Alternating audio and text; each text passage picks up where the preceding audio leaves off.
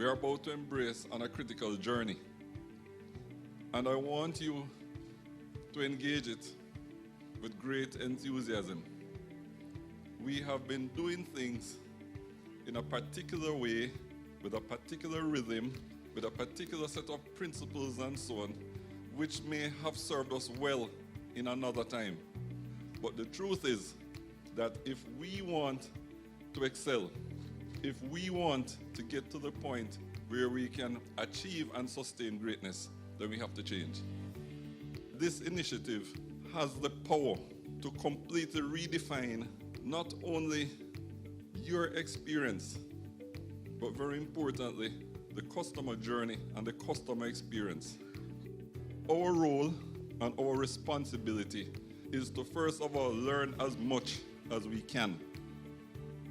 What is Agile?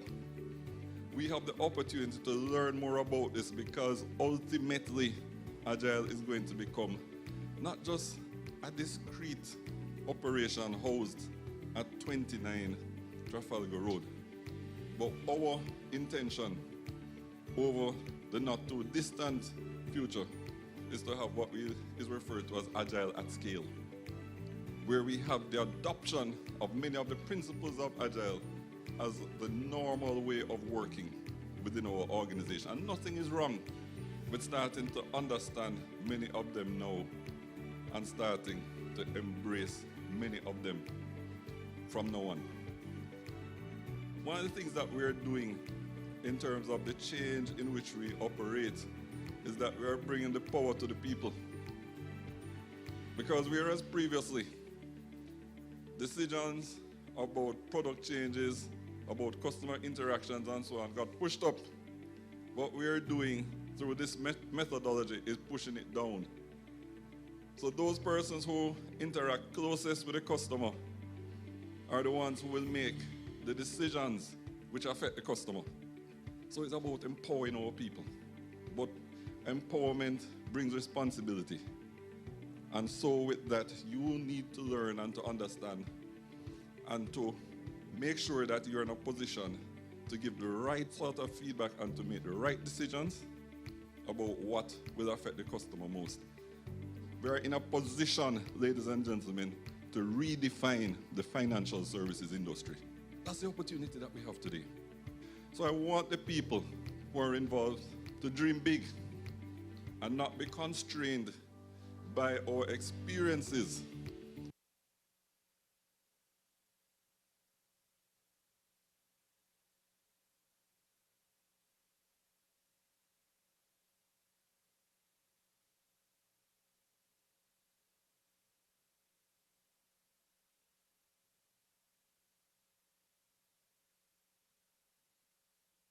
Our role as Team N. This is a critical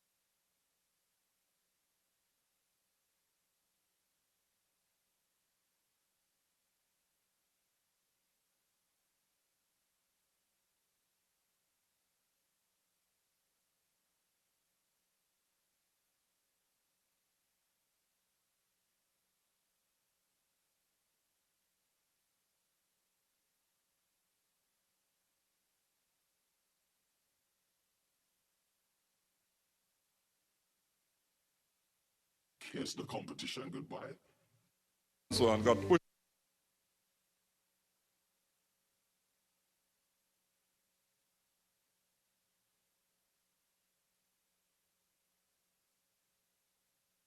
Our role as Team NCB is to rock the world and make NCB 2.0 faster, simpler, stronger a reality. Come on, Team NCB, let's rock the world. Remember our aspiration: what the mind can conceive, we can achieve. Open ourselves to change, collaborate, challenge the status quo, and continuously improve for the customer. Kiss the competition goodbye.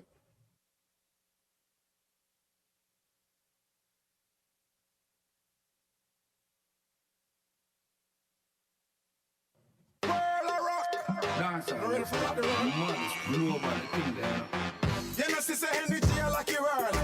You know, sister cool kid, I like your world. Shakespeare, you not a lucky world. Take a flight and go and go rock your world. Rock the world now, rock the world now, rock the world now, rock the world now, rock the world now, rock the world now. Dancers are rock the world. Everybody know, rock the world now, rock the world now, rock the world now, rock the world now, rock the world now, rock the world now. Dancers are rock the world.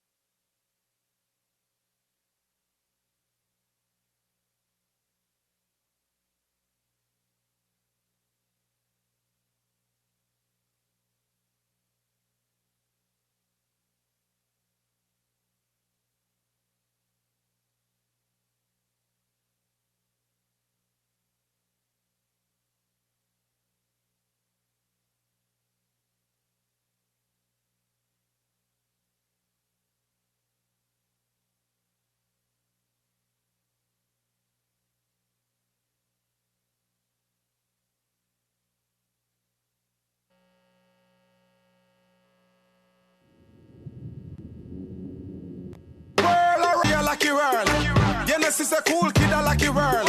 Shakespeare, you that I like your world.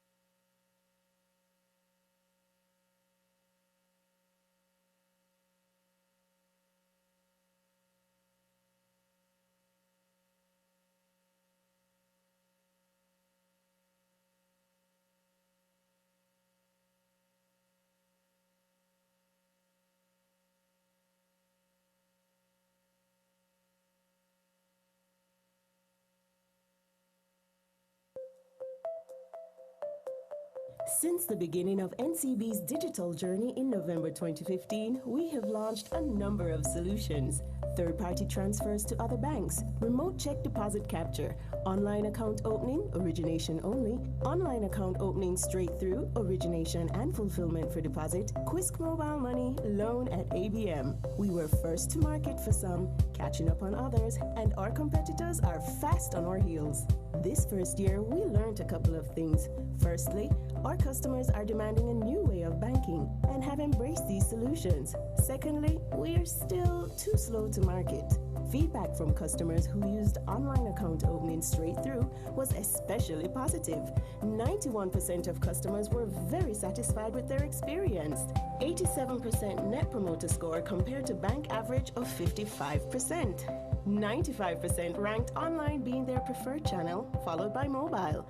54% would not have bothered to open the account if online account opening was not available. We have our share of technology challenges, but we also have many firsts and great solutions. Bank on the go, online account opening, key card, loan at ABM. Our successes are far greater than our failures, and that's why we're number one in Jamaica on any dimension. If we start to focus our strengths and believe in what we can do as a team, we will be unstoppable. The transformation requires no new technology. NCB has the power to leverage the same technology as Uber, Netflix, and Airbnb to create a new way of banking for our customers. Our mobile phone is our everything. We see the changes with our own eyes. Failure to change will result in inevitable disruption. We've seen it in other industries. Our 2020 strategy is about NCB version 2.0. Faster, simpler, stronger, changing the face of banking all over Jamaica and the Caribbean. The mind is everything. What we think we become. The Buddha. The most powerful weapon on earth is the human soul on fire. Ferdinand Foch. Team NCB, let's light it up. Stay tuned for part 2.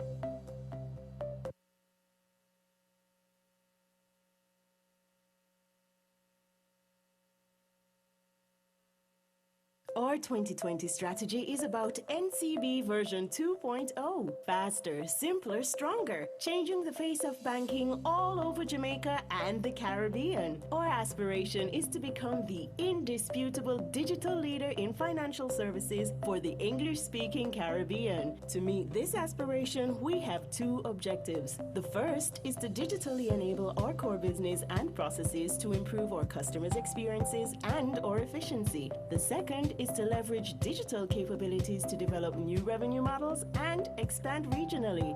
We will accelerate the pace of our transformation leveraging the Agile methodology.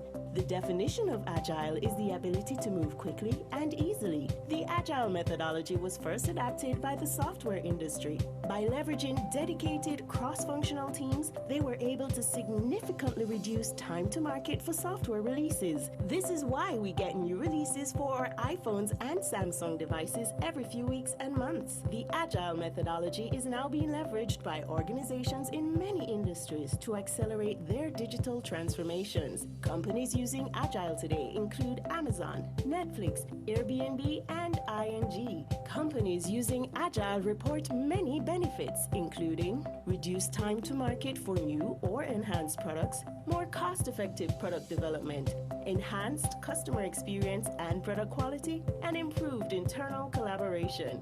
Key principles of Agile include customer-centered design, continuous improvement, speed and flexibility, adaptability to market shifts. We are creating an Agile lab to support our digital transformation. It will be housed at our Innovation Lab at 29 Trafalgar Road. Dedicated teams of persons from multiple divisions across the NCB group will be working together to transform 3 customer journeys: online account opening for deposit accounts, digital lending, and mobile app. Our first digital Agile Lab focused on online account opening for deposit accounts will start on April 3, 2017. The dedicated team will be exposed to Agile training that makes them eligible for global certification. The team will be focused on enhancing the online account opening platform and process in order to enhance the customer experience and increase adoption. What's next for you? Live streaming from our digital lab kickoff on Tuesday, March 28th at 9 a.m.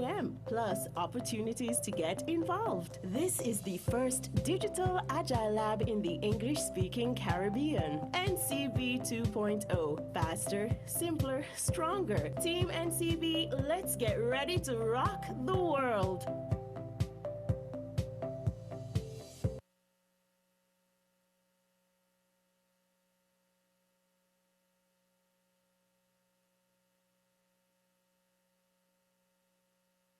Our role as Team NCB is to rock the world and make NCB 2.0 faster, simpler, stronger a reality.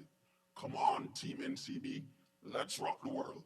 Remember our aspiration: what the mind can conceive, we can achieve. Open ourselves to change, collaborate, challenge the status quo, and continuously improve for the customer. Kiss.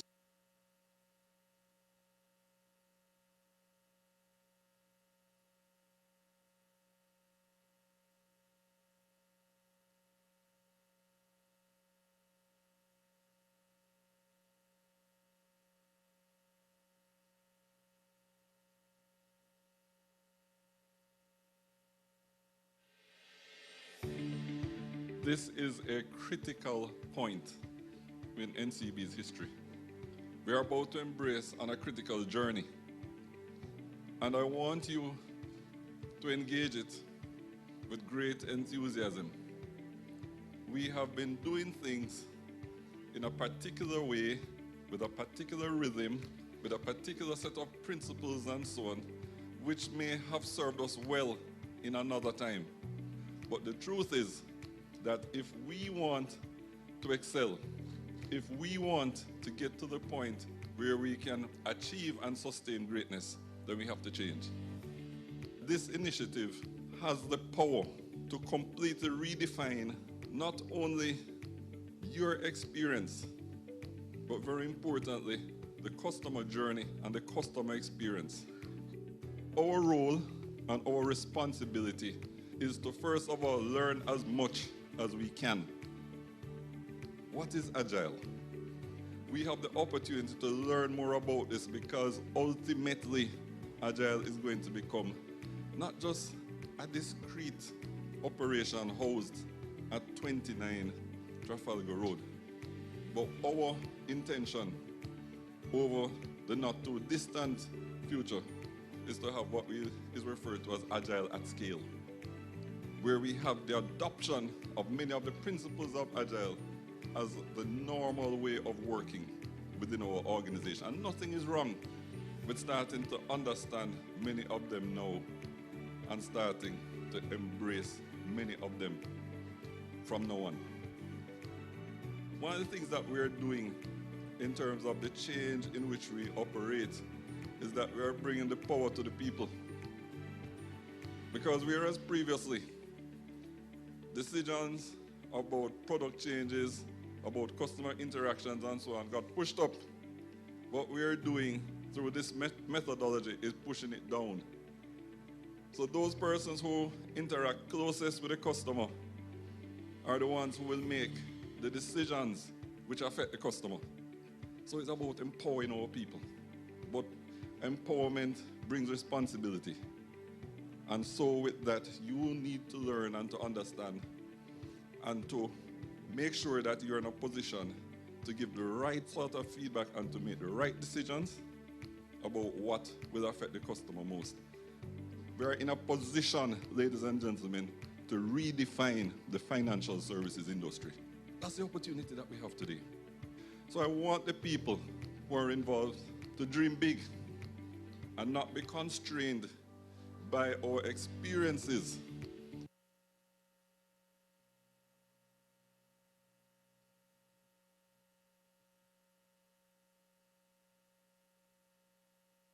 Our role as as Team NCB is to rock the world and make NCB 2.0 faster, simpler, stronger a reality.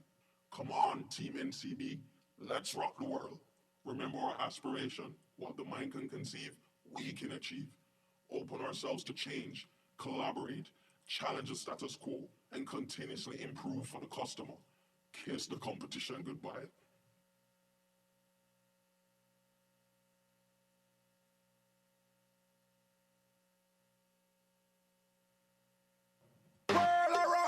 Dancer, ready for rock the world. Money, global, thing there. You know, sister Henry G, I like your world. You know, sister Cool Kid, I like your world. She experience you not a lucky world. Take a flight and go and go rock your world. Rock the world now, rock the world now, rock the world now, rock the world now, rock the world now, rock the world now. Dancers are rock the world. Everybody know, rock the world now, rock the world now, rock the world now, rock the world now, rock the world now, rock the world now. Dancers are rock the world. Rock the world.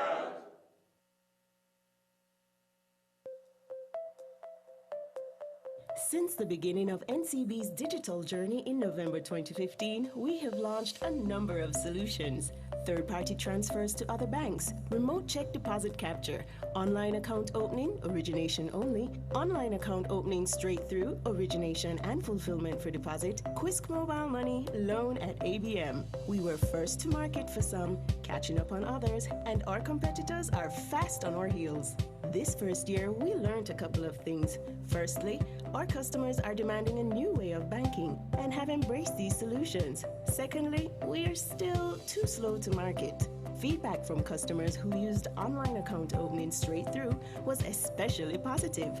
91% of customers were very satisfied with their experience. 87% net promoter score compared to bank average of 55%. 95% ranked online being their preferred channel, followed by mobile. 54% would not have bothered to open the account if online account opening was not available. We have our share of technology challenges, but we also have many firsts and great solutions. Bank on the go, online account opening, key card, loan at ABM. Our successes are far greater than our failures, and that's why we're number one in Jamaica on any dimension. If we start to focus our strengths and believe in what we can do as a team, we will be unstoppable. The transformation requires no new technology. NCB has the power to leverage the same technology as Uber, Netflix, and Airbnb to create a new way of banking for our customers. Our mobile phone is our everything. We see the changes with our own eyes. Failure to change will result in inevitable disruption. We've seen it in other industries. Our 2020 strategy is about NCB version 2.0. Faster, simpler, stronger, changing the face of banking all over Jamaica and the Caribbean. The mind is everything. What we think, we become. The Buddha. The most powerful weapon on earth is the human soul on fire. Ferdinand Foch. Team NCB, let's light it up. Stay tuned for part 2. Our 2020 strategy is about NCB version 2.0. Faster, simpler, stronger, changing the face of banking all over Jamaica and the Caribbean. Our aspiration is to become the indisputable digital leader in financial services for the English-speaking Caribbean. To meet this aspiration, we have 2 objectives. The first is to digitally enable our core business and processes to improve our customers' experiences and our efficiency. The second is to leverage digital capabilities to develop new revenue models and expand regionally. We will accelerate the pace of our transformation leveraging the Agile methodology. The definition of Agile is the ability to move quickly and easily. The Agile methodology was first adapted by the software industry. By leveraging dedicated cross-functional teams, they were able to significantly reduce time to market for software releases. This is why we get new releases for our iPhones and Samsung devices every few weeks and months. The Agile methodology is now being leveraged by organizations in many industries to accelerate their digital transformations. Companies using Agile today include Amazon, Netflix, Airbnb, and ING. Companies using Agile report many benefits, including reduced time to market for new or enhanced products, more cost-effective product development, enhanced customer experience and product quality, and improved internal collaboration. Key principles of Agile include customer-centered design, continuous improvement, speed and flexibility, adaptability to market shifts. We are creating an Agile lab to support our digital transformation. It will be housed at our Innovation Lab at 29 Trafalgar Road. Dedicated teams of persons from multiple divisions across the NCB group will be working together to transform 3 customer journeys: online account opening for deposit accounts, digital lending, and mobile app. Our first digital Agile lab focused on online account opening for deposit accounts will start on April 3, 2017. The dedicated team will be exposed to Agile training that makes them eligible for global certification. The team will be focused on enhancing the online account opening platform and process in order to enhance the customer experience and increase adoption. What's next for you? Live streaming from our digital lab kickoff on Tuesday, March 28th at 9 a.m. Plus opportunities to get involved. This is the first digital Agile lab in the English-speaking Caribbean. NCB 2.0. Faster, simpler, stronger. Team NCB, let's get ready to rock the world.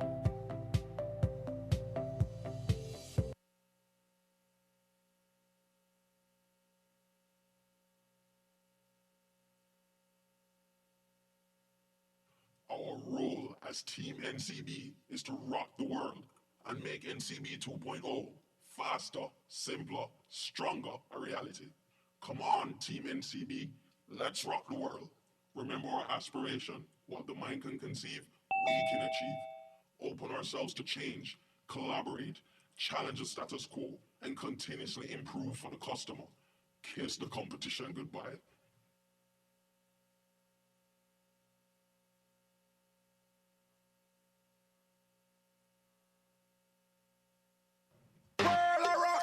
Dancer, ready for rock the world. Global thing there. You know, sister Henry G, I like your world. You know, sister Cool Kid, I like your world. Shakespeare, you not a like your world. Take a flight and go and go rock your world. Rock the world now, rock the world now, rock the world now, rock the world now, rock the world now, rock the world now. Dancers are rock the world. Everybody know, rock the world now, rock the world now, rock the world now, rock the world now, rock the world now, rock the world now. Dancers are rock the world.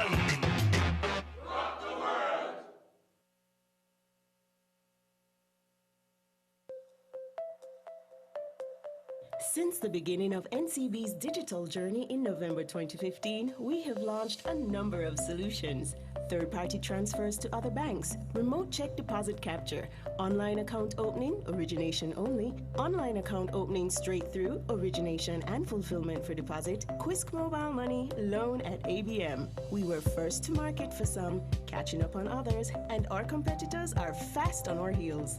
This first year, we learned a couple of things. Firstly, our customers are demanding a new way of banking and have embraced these solutions. Secondly, we are still too slow to market. Feedback from customers who used online account opening straight through was especially positive. 91% of customers were very satisfied with their experience. 87% net promoter score compared to bank average of 55%. 95% ranked online being their preferred channel, followed by mobile. 54% would not have bothered to open the account if online account opening was not available.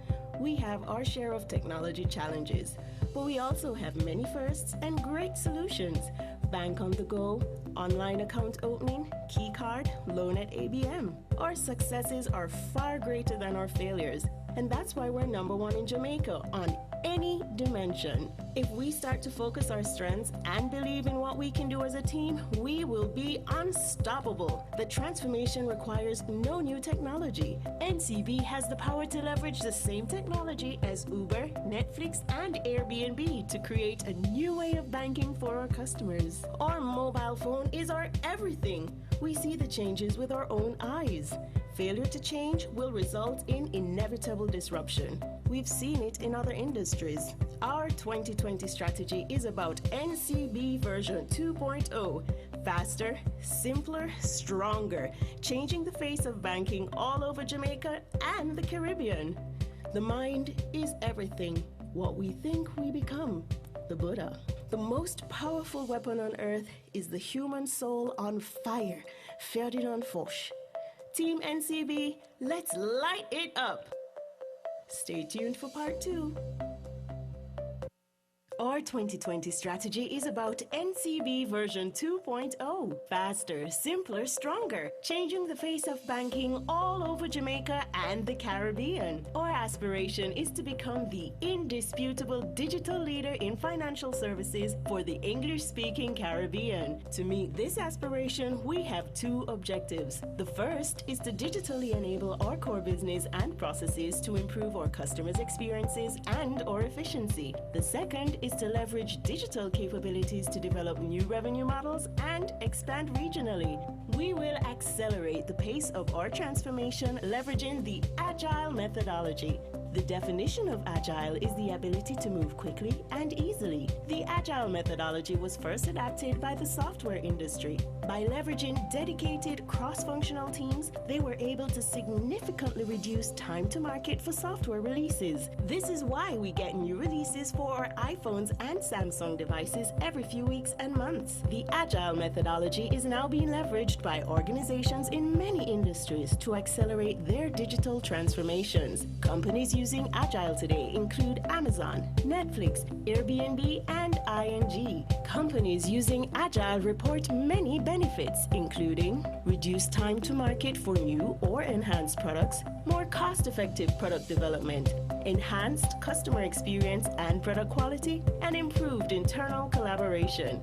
Key principles of Agile include customer-centered design, continuous improvement, speed and flexibility, adaptability to market shifts. We are creating an Agile lab to support our digital transformation. It will be housed at our Innovation Lab at 29 Trafalgar Road. Dedicated teams of persons from multiple divisions across the NCB group will be working together to transform 3 customer journeys: online account opening for deposit accounts, digital lending, and mobile app. Our first digital Agile lab focused on online account opening for deposit accounts will start on April 3, 2017. The dedicated team will be exposed to live streaming from our digital lab kickoff on Tuesday, March 28th at 9 a.m., plus opportunities to get involved. This is the first digital Agile lab in the English-speaking Caribbean. NCB 2.0. Faster, simpler, stronger. Team NCB, let's get ready to rock the world.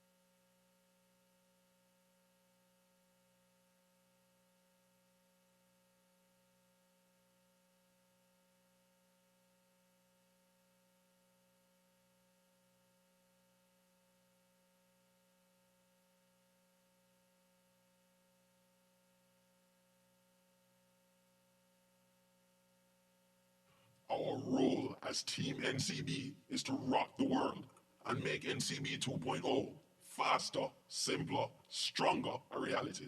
Come on, Team NCB, let's rock the world.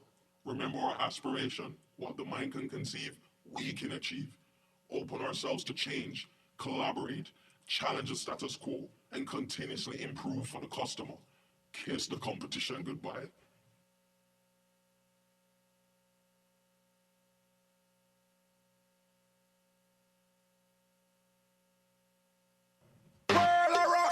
Dance all. Ready for rock the world? Maddest global thing there. You know, sister Henry G, I like your world. You know, sister Cool Kid, I like your world. She experience you, not a like your world. Take a flight and go and go rock your world.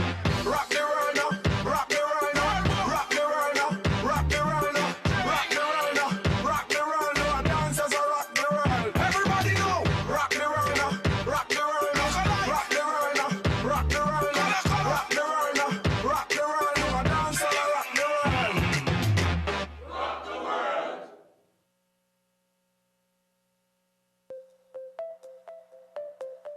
Since the beginning of NCB's digital journey in November 2015, we have launched a number of solutions. Third-party transfers to other banks, remote check deposit capture, online account opening, origination only, online account opening straight through, origination and fulfillment for deposit, Quisk Mobile Money, loan at ABM. We were first to market for some, catching up on others, and our competitors are fast on our heels. This first year, we learned a couple of things. Firstly, our customers are demanding a new way of banking and have embraced these solutions. Secondly, we are still too slow to market. Feedback from customers who used online account opening straight through was especially positive. 91% of customers were very satisfied with their experience. 87% net promoter score compared to bank average of 55%. 95% ranked online being their preferred channel, followed by mobile. 54% would not have bothered to open the account if online account opening was not available. We have our share of technology challenges, but we also have many firsts and great solutions. Bank on the go, online account opening, key card, loan at ABM. Our successes are far greater than our failures, and that's why we're number one in Jamaica on any dimension. If we start to focus our strengths and believe in what we can do as a team, we will be unstoppable. The transformation requires no new technology. NCB has the power to leverage the same technology as Uber, Netflix, and Airbnb to create a new way of banking for our customers. Our mobile phone is our everything. We see the changes with our own eyes. Failure to change will result in inevitable disruption. We've seen it in other industries. Our 2020 strategy is about NCB version 2.0. Faster, simpler, stronger, changing the face of banking all over Jamaica and the Caribbean. The mind is everything. What we think, we become. The Buddha. The most powerful weapon on earth is the human soul on fire. Ferdinand Foch. Team NCB, let's light it up. Stay tuned for part 2. Our 2020 strategy is about NCB version 2.0. Faster, simpler, stronger. Changing the face of banking all over Jamaica and the Caribbean. Our aspiration is to become the indisputable digital leader in financial services for the English-speaking Caribbean. To meet this aspiration, we have 2 objectives. The first is to digitally enable our core business and processes to improve our customers' experiences and our efficiency. The second is to leverage digital capabilities to develop new revenue models and expand regionally. We will accelerate the pace of our transformation leveraging the Agile methodology. The definition of Agile is the ability to move quickly and easily. The Agile methodology was first adapted by the software industry. By leveraging dedicated cross-functional teams, they were able to significantly reduce time to market for software releases. This is why we get new releases for our iPhones and Samsung devices every few weeks and months. The Agile methodology is now being leveraged by organizations in many industries to accelerate their digital transformations. Companies using Agile today include Amazon, Netflix, Airbnb, and ING. Companies using Agile report many benefits, including reduced time to market for new or enhanced products, more cost-effective product development, enhanced customer experience and product quality, and improved internal collaboration. Key principles of Agile include customer-centered design, continuous improvement, speed and flexibility, adaptability to market shifts. We are creating an Agile lab to support our digital transformation. It will be housed at our Innovation Lab at 29 Trafalgar Road. Dedicated teams of persons from multiple divisions across the NCB group will be working together to transform 3 customer journeys: online account opening for deposit accounts, digital lending, and mobile app. Our first digital Agile lab focused on online account opening for deposit accounts will start on April 3, 2017. The dedicated team will be exposed to Agile training that makes them eligible for global certification. The team will be focused on enhancing the online account opening platform and process in order to enhance the customer experience and increase adoption. What's next for you? Live streaming from our digital lab kickoff on Tuesday, March 28th at 9 a.m. Plus opportunities to get involved. This is the first digital Agile lab in the English-speaking Caribbean. NCB 2.0. Faster, simpler, stronger. Team NCB, let's get ready to rock the world.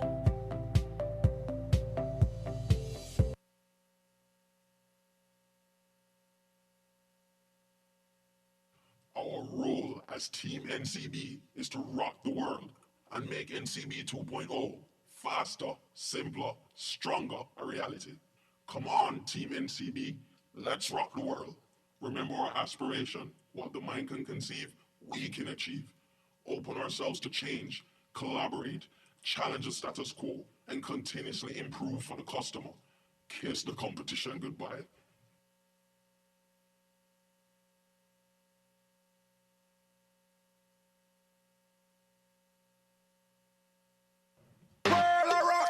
Dancer. Ready for rock the world? Modest, global thing there. You know, sister Henry G, I like your world. You know, sister Cool Kid, I like your world. Shakespeare, you not a like your world. Take a flight and go and go rock your world.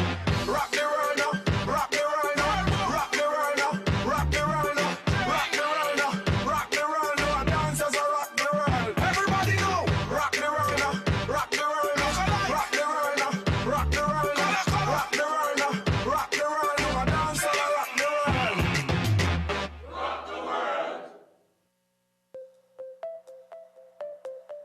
Since the beginning of NCB's digital journey in November 2015, we have launched a number of solutions: third-party transfers to other banks, remote check deposit capture, online account opening, origination only, online account opening straight through, origination and fulfillment for deposit, Quisk mobile money, loan at ABM. We were first to market for some, catching up on others, and our competitors are fast on our heels. This first year, we learned a couple of things. Firstly, our customers are demanding a new way of banking and have embraced these solutions. Secondly, we are still too slow to market. Feedback from customers who used online account opening straight through was especially positive. 91% of customers were very satisfied with their experience. 87% net promoter score compared to bank average of 55%. 95% ranked online being their preferred channel, followed by mobile. 54% would not have bothered to open the account if online account opening was not available. We have our share of technology challenges, but we also have many firsts and great solutions. Bank on the go, online account opening, key card, loan at ABM. Our successes are far greater than our failures, and that's why we're #1 in Jamaica on any dimension. If we start to focus our strengths and believe in what we can do as a team, we will be unstoppable. The transformation requires no new technology. NCB has the power to leverage the same technology as Uber, Netflix, and Airbnb to create a new way of banking for our customers. Our mobile phone is our everything. We see the changes with our own eyes. Failure to change will result in inevitable disruption. We've seen it in other industries. Our 2020 strategy is about NCB version 2.0. Faster, simpler, stronger, changing the face of banking all over Jamaica and the Caribbean. The mind is everything. What we think, we become. The Buddha. The most powerful weapon on earth is the human soul on fire. Ferdinand Foch. Team NCB, let's light it up. Stay tuned for part 2. Our 2020 strategy is about NCB version 2.0. Faster, simpler, stronger. Changing the face of banking all over Jamaica and the Caribbean. Our aspiration is to become the indisputable digital leader in financial services for the English-speaking Caribbean. To meet this aspiration, we have 2 objectives. The first is to digitally enable our core business and processes to improve our customers' experiences and our efficiency. The second is to leverage digital capabilities to develop new revenue models and expand regionally. We will accelerate the pace of our transformation leveraging the Agile methodology. The definition of Agile is the ability to move quickly and easily. The Agile methodology was first adapted by the software industry. By leveraging dedicated cross-functional teams, they were able to significantly reduce time to market for software releases. This is why we get new releases for our iPhones and Samsung devices every few weeks and months. The Agile methodology is now being leveraged by organizations in many industries to accelerate their digital transformations. Companies using Agile today include Amazon, Netflix, Airbnb, and ING. Companies using Agile report many benefits, including reduced time to market for new or enhanced products, more cost-effective product development, enhanced customer experience and product quality, and improved internal collaboration.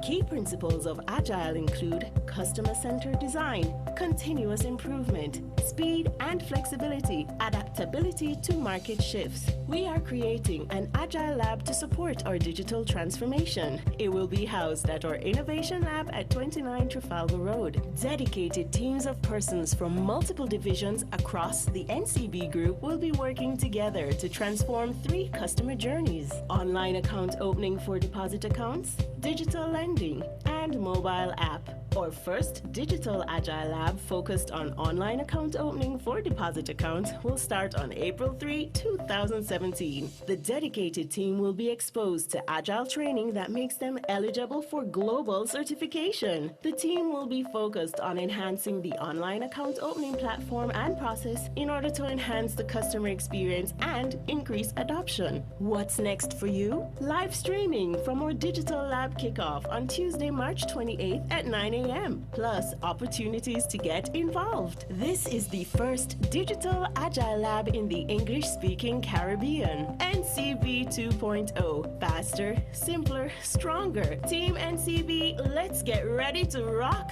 the world.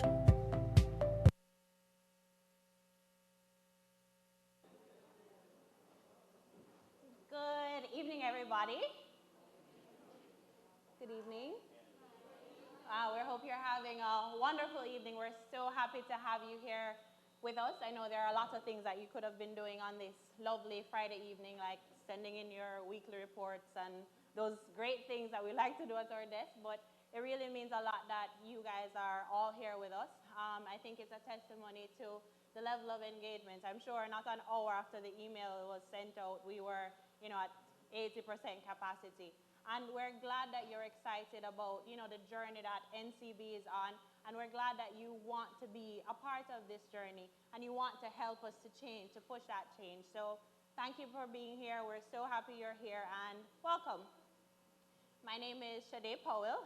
I'm the Agile Marketing Manager and with the newly formed Agile Lab.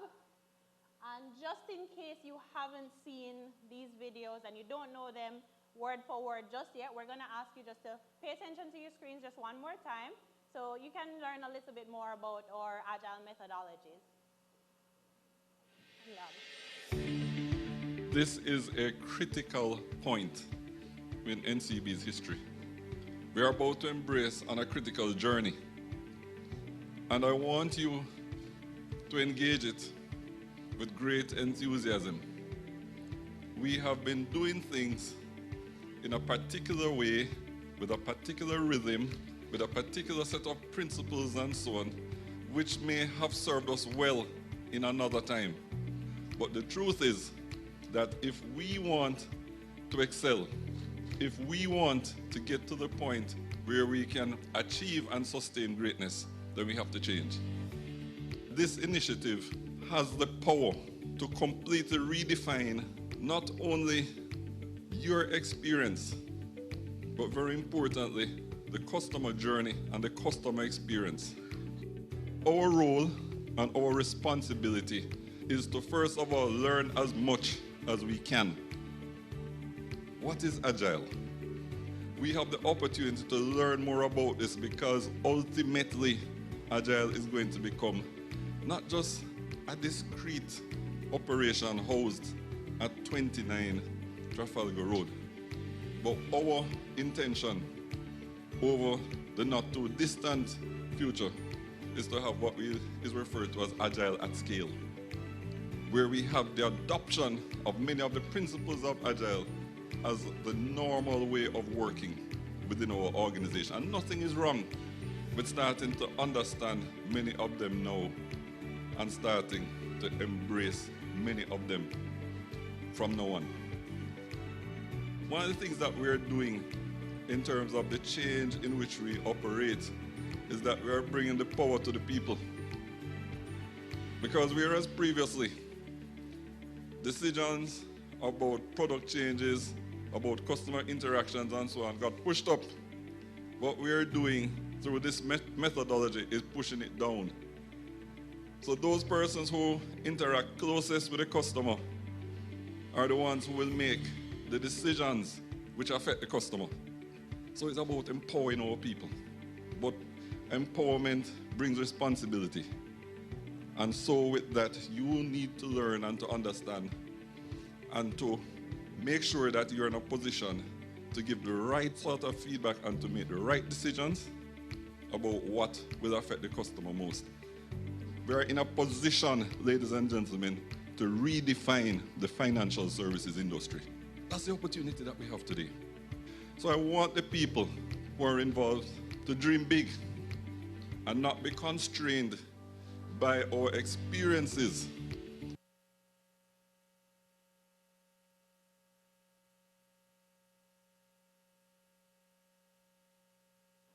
Yeah, so that was just a teaser. Yeah, look out for part 2. Now I will welcome our keynote presenter today, our NCB Financial Group President and CEO, or as I like to call him, Prezi, Mr. Patrick Hilton.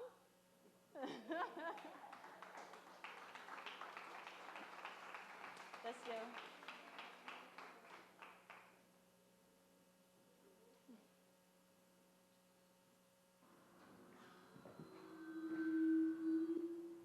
I think President might connote other things, right? So we're not going there. You like my shoes? The shoes have prepared me to be agile, right? So if you see me dancing and moving fast, I've come prepared.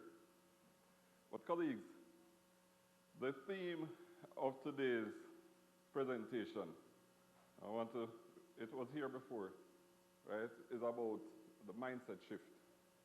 And so I want to focus a lot of what I have to say today about people, the way we think, right, our attitude, the way we engage work, the way we look at ourselves, the roles we have, the responsibility, but most importantly, the opportunity that we have to develop.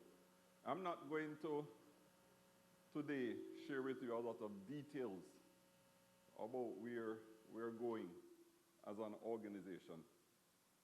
What I want to share with you is a vision for an organization and to share with you a perspective on how we achieve that vision and most importantly, the role that each of us have to play in executing that vision. And as I sat there a while ago, something came to mind. And I remember when I was a little boy, a toddler, I was taught a poem by my mother. And the author of the poem is a gentleman by the name of Jesse B. Rittenhouse. Anybody knows it? So I'll say it for you, because I've never forgotten it. And it goes simply like this. I bargained with life for a penny, and life would pay no more. However, I begged that evening when I counted my scanty store. For life is a just employer. He gives you what you ask. But once you have set the wages, then you must bear the task.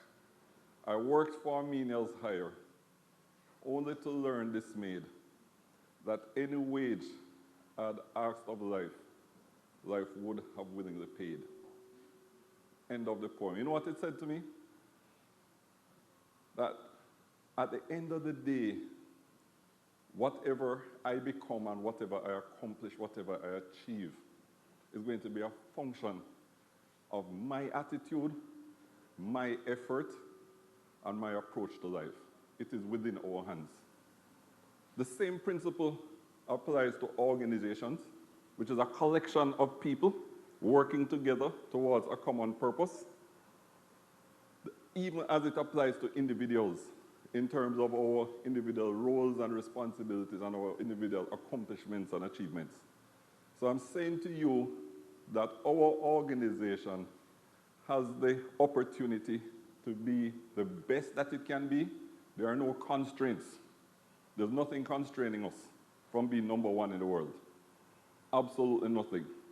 Not size, not geography, no more, because we live in a world where the access, technology has revolutionized the world so much, right? That the best can exist in any society, in any corner of the world. And that is the opportunity that we have today. But before I go into the substance of my presentation, I want to spend a moment congratulating the entire NCB team. Yeah? You know what I want to congratulate us on? Our performance over the first 6 months.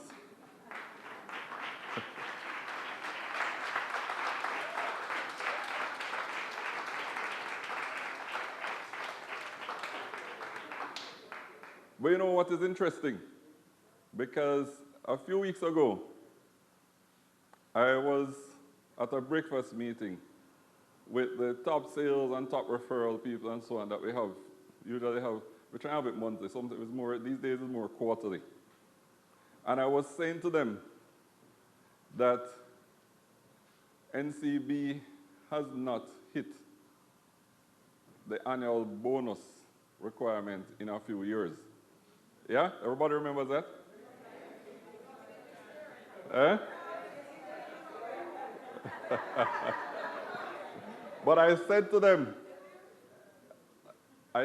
if we can sustain the performance, yeah, of the first 6 months, in particular, the performance of the second 3 months, then it is quite possible that we will do it. Yeah? So what is your commitment? I can't hear you. We're going to hit it? We're going to make sure we do it? All right, sounds good. Right? Now, I know it has been, I know, ladies and gentlemen, I understand more than anybody else, right, that at times it feels tedious because you always feel as if you're under pressure. You always feel as if, you know, you have so many challenges, so much work to do, so much to accomplish, such limited time. But you know what is interesting? I was thinking about it this morning. And every morning, well, at least 4 mornings a week, I go to a particular place to work out. And it is challenging. Yes, it is challenging. It is extremely difficult. I was there this morning. And sometimes I said to myself, what am I doing here? Right? It's a place called Spry. Mr. Cohen says to me that he doesn't think it is age appropriate. There are a few people in this room who started and haven't continued, but I won't call any names. Right? They said I couldn't manage the program. But you know what occurred to me as I was working out? Nothing good comes easy. Yeah? Nothing good comes without tremendous effort and sacrifice. True? Nothing good comes without hard work. Yeah? Nothing good comes without stretching yourself in terms of your comfort zone and your capabilities. True? So I said to myself, I'm going to keep going because it's a good thing. And when I look at the workplace that we are in, and when I look at the challenges that we have experienced over the many years as an organization, when I look at the transformation that has taken place and the numerous initiatives, and I understand the pressure that the people have been under, including myself, I say it is a good thing. You agree? You don't sound so confident. It is a good thing. Yeah, just like Sprite. It is a good thing because what we're doing, we're building skills, capabilities, and competencies. Sometimes we don't even realize it. We have acquired new skills that we never had.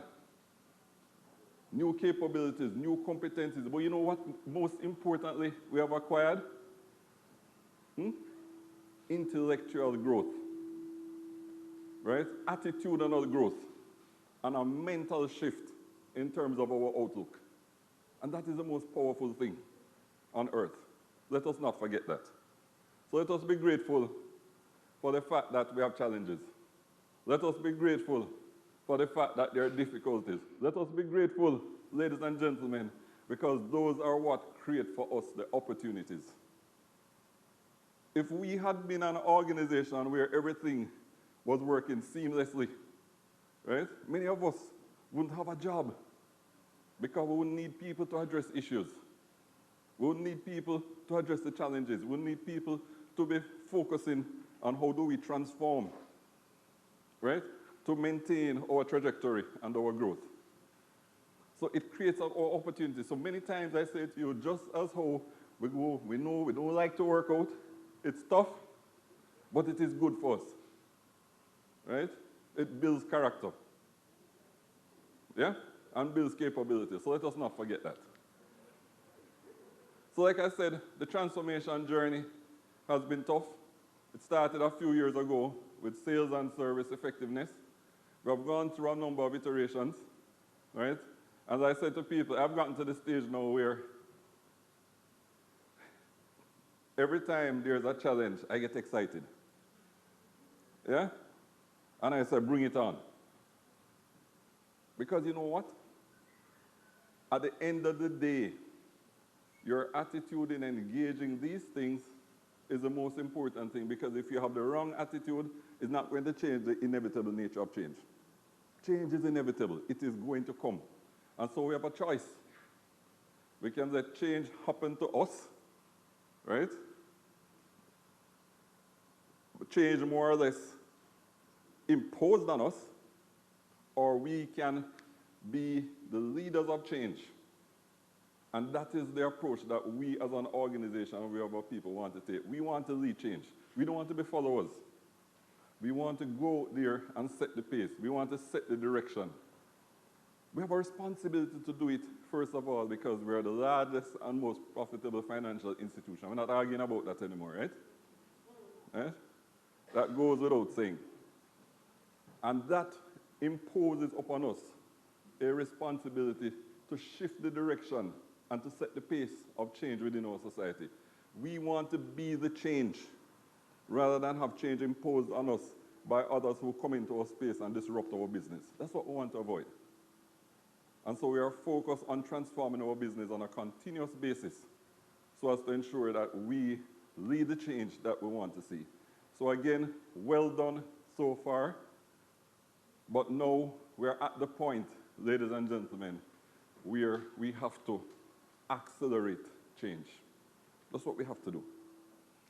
And so I go back to the famous Dr. King when he said, I have a dream.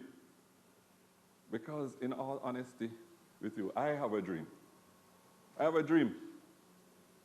I say to my senior management team all the time, I have a dream for this organization. My dream, in some specifics, is that we get to the stage where a customer can apply for a credit card and have it in less than 3 hours. I know it is possible because there are places where it happens. I have a dream where a customer can walk in and fill out an application or do it online for a car loan and drive out the car that same afternoon. I have a dream because I've seen it happen in other places. I have a dream, ladies and gentlemen, where we, NCB, have an app that a customer can download on their smartphone, right? And where customers find the experience of interacting with that app as enjoyable as they do today with Facebook and Instagram and Snapchat and Twitter. I have a dream. You think it's possible? I know it is possible. I have a dream, ladies and gentlemen, where our employees, in terms of their attitude, in terms of their skills, in terms of their capabilities, their competencies, in terms of their mindset, are the envy of employees, not only in Jamaica, not only in the Caribbean, but across the world. I have a dream. Yeah? The difference with myself and Martin Luther King is that I intend to get there with you. I don't have any plans right now to exit too early. Yeah? But I also want to say to you that, as T.E. Lawrence of Arabia said, all men dream, but not equally. And I'm going to tell you this, I don't dream at night. Yeah? And as he says, those who go to bed at night and dream in the dusty recesses of their mind awake in the day to find that it was only vanity. Yeah? But the dreamers of day are dangerous men in that they act on their dreams. He says to make them possible, I say to turn them into reality. Because we're going to make it real. Yes? All of us sitting here in this room, all of us who are watching on the World Wide Web or through the various electronic means that we have here are going to make this dream our reality. So I have a dream. And I could have shared with you many more components of the dream. But those are a few, right? On another occasion, I will give you some more specifics. A few years ago, I spoke about loan at the ATM because I went to a Spanish-speaking country and I saw it. Today is a reality. It hasn't proliferated yet, but I'm telling you that it will in time. Yeah? Where a customer just gets a code, goes to the ATM, inputs the code, and the money that they were pre-approved for goes into their account. They don't have to sign a piece of paper. They don't have to talk to anybody. That's the dream that I have. I know that dream is real. And I'll tell you one experience that I have, ladies and gentlemen. I'll tell you, let me share a couple with you. For many years, going to Miami International Airport, right? I'd go there, rent a car, and drive around. And I remember I would go there. At one stage, you take a bus, you go over to the car rental center, you sign up all kind of paper, you do all kinds of things to get the car. You have to check this, check that, all kinds of things. Today, right, today, my experience is different. Today, you arrive at the airport, and when you come outside the airport, the car parked, they're waiting with the key inside of it for you. And you go inside the car and drive out the car and you don't talk to nobody. It sounds impossible. Yeah? Because you think people are going to steal the car, right? When I went tell a little secret here now. The first time we did it, Mr. Cohen got the car, and then Mr. Cohen said, how do I return the car? And he called the people and they said, just park it at the airport and leave the key under the mat. So we said, no, sir. So you know what he did? He went and he parked the car and he took out his phone and took pictures from every angle so he could have proof. No, but it's true. And to be honest with you, I'll say to you, make sure you take them, make sure you capture that thing behind it, because they want to be able to prove. Right? No, it's the norm. We have adjusted. It's the reality. Right? And if somebody had told me that that was possible, I would have thought that they were crazy. How do you just drive, arrive at the airport, walk outside and walk into the vehicle? The keys there on the seat, and you start the vehicle and drive it out. Right? But they have all kind of mechanisms. When we look at the experience of Uber, right? And that one I'll tell a story, which is a joke on me. When somebody asked me to send Uber for them, and I asked them to give me the number to call Uber. And the person said to me, you don't call Uber, you don't know the app. So I said, so where you find the app? Because I'm saying it never registered in the app store, right? You have Wi-Fi. So I download the app, right? And I put in the person's address, and then I see, all kind of ask me what time I want to pick up, what kind of vehicle you want to send, right? I select a vehicle. I was able on the app to watch the vehicle go, pick up the person, carry them to the destination. I saw when the vehicle arrived. It gave me estimates of time, how long the journey would take, and when the person would be there. And I was amazed, and I said, what kind of technology these people have? It must be science. Guess what? It's existing technology.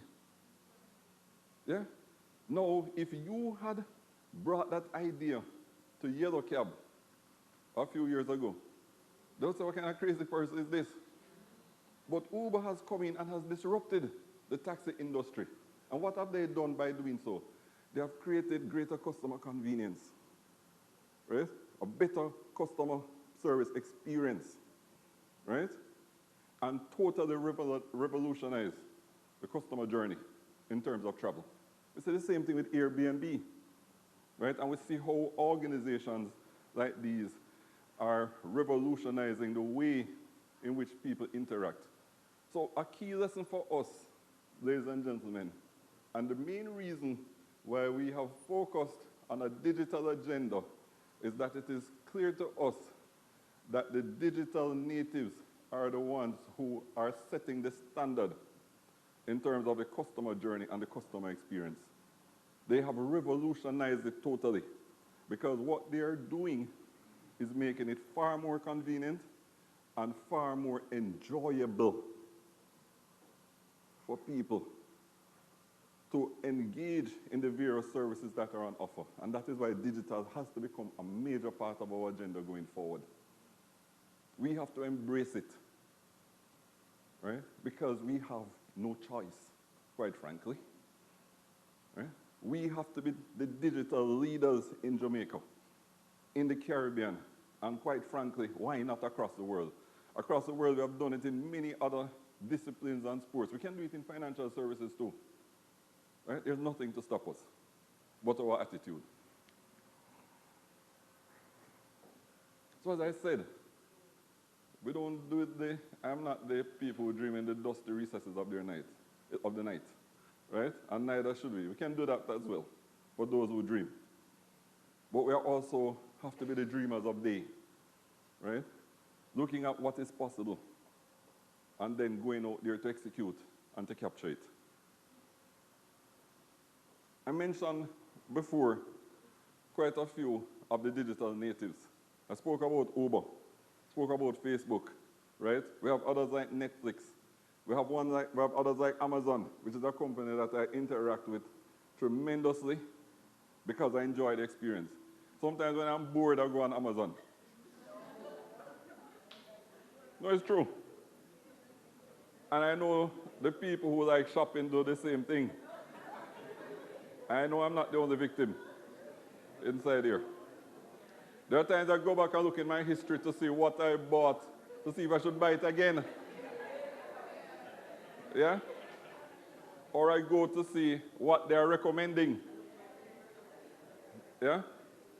I saw some statistics the other day which was saying that, I can't remember the numbers exactly, but people were buying like 60% of what was recommended.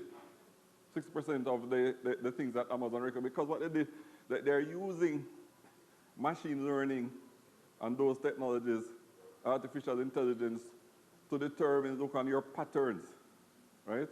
And know what you might like. Why can't we do the same thing in our business? Yeah? There's nothing stopping us.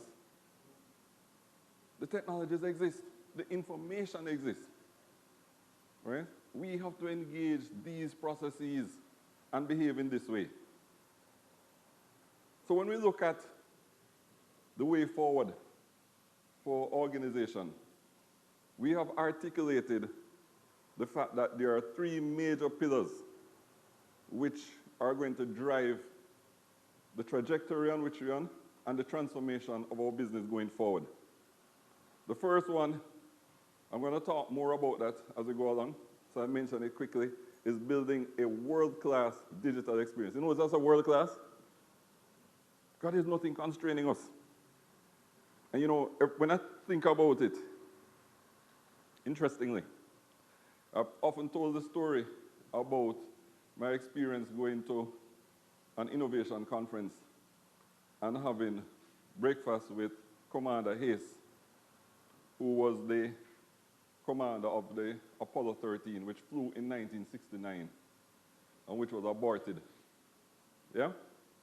And I remember Commander Hayes taking up his mobile phone, his smartphone, and saying that the mobile phone he had in his hand, Dennis, you were there, had more than 100 times the computing power of the computer that launched Apollo 13 into space and safely returned it to Earth. That's the power you have in your hand. You, Misha, it's right in your hand right now. Right? 100 times what launched,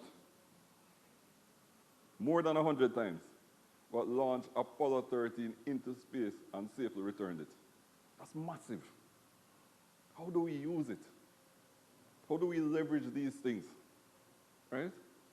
These are some of the things that we have to engage in. These are the opportunities that we have, ladies and gentlemen. The second one is to accelerate regional expansion, right? And we have been doing that. Everybody knows about our investments in through capital markets in Barbados, right? The expansion of our offerings in Cayman, our acquisition of a significant portfolio in Guardian Holdings, right? And the fact that there's an opportunity to increase the size of that holding.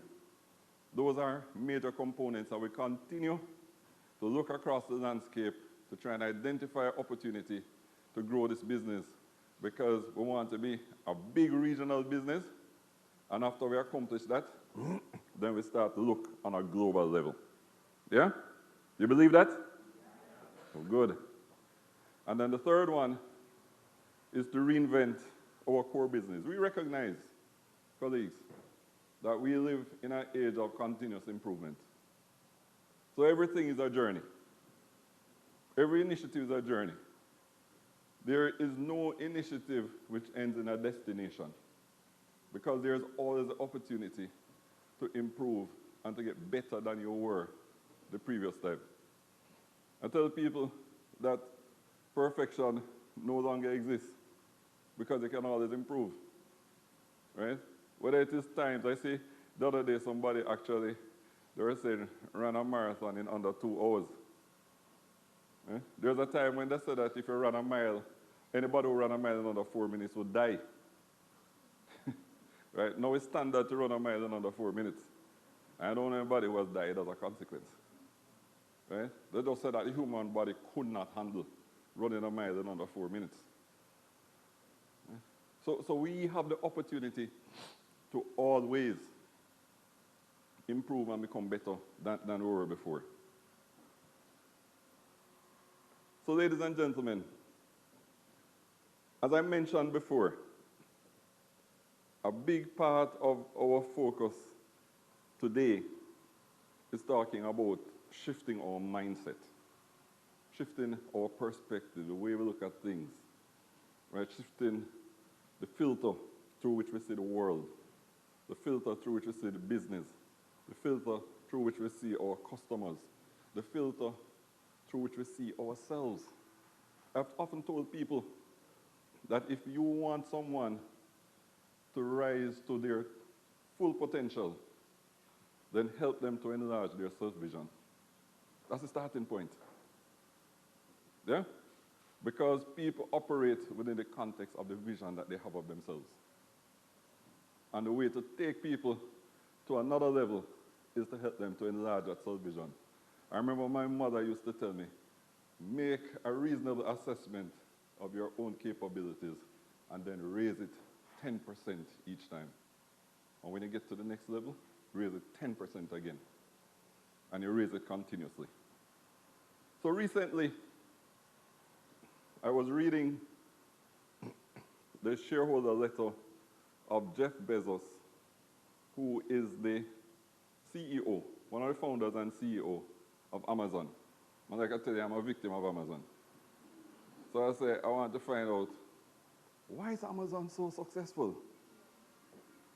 What is the philosophy behind Amazon's operation? What is it that drives their success? What is the attitude?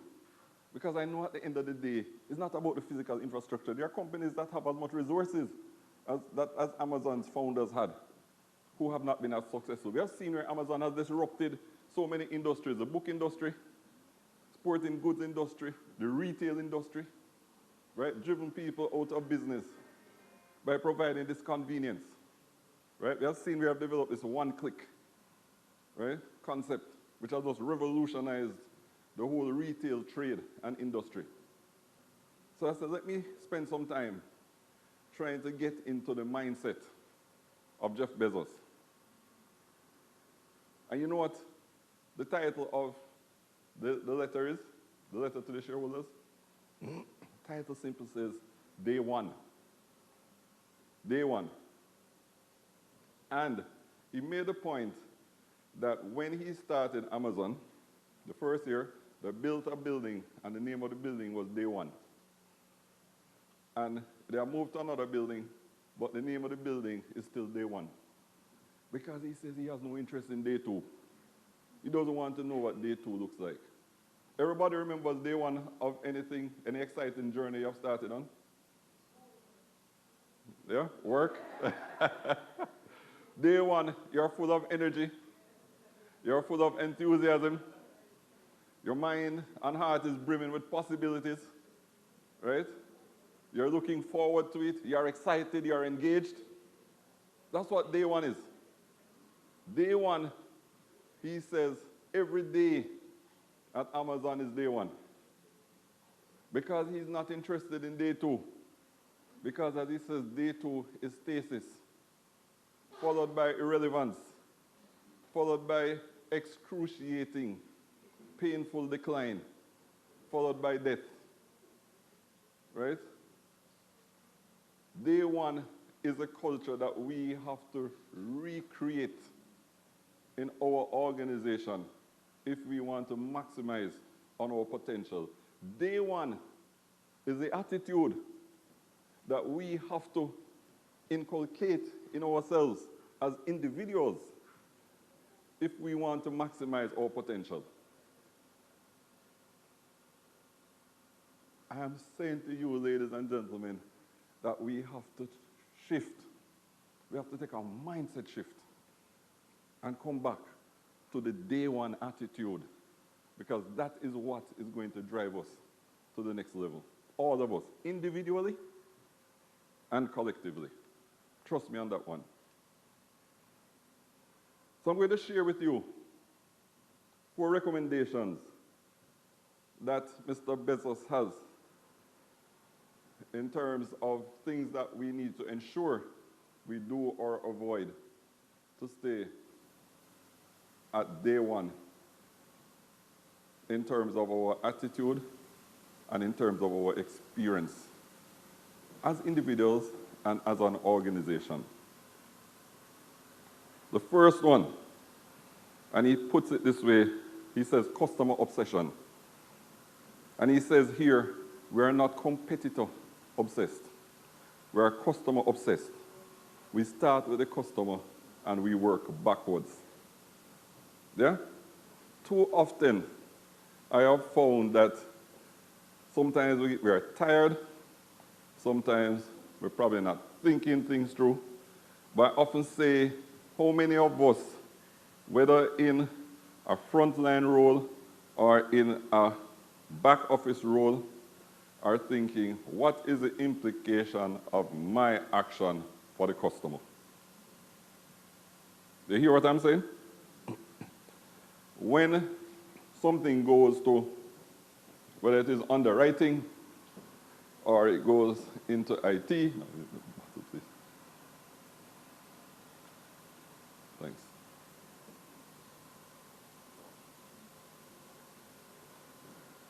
Don't think cold water helps, but anyway. And it goes to IT. How many of us, in terms of addressing that issue, are consciously asking ourselves the question, what is the implication for the customer of the action that I'm taking? How does it impact the customer? Why do you think it is relevant? Why do you think Mr. Bezos focuses on the customer? The customer is why we have the business. If we have no customers, we have no business.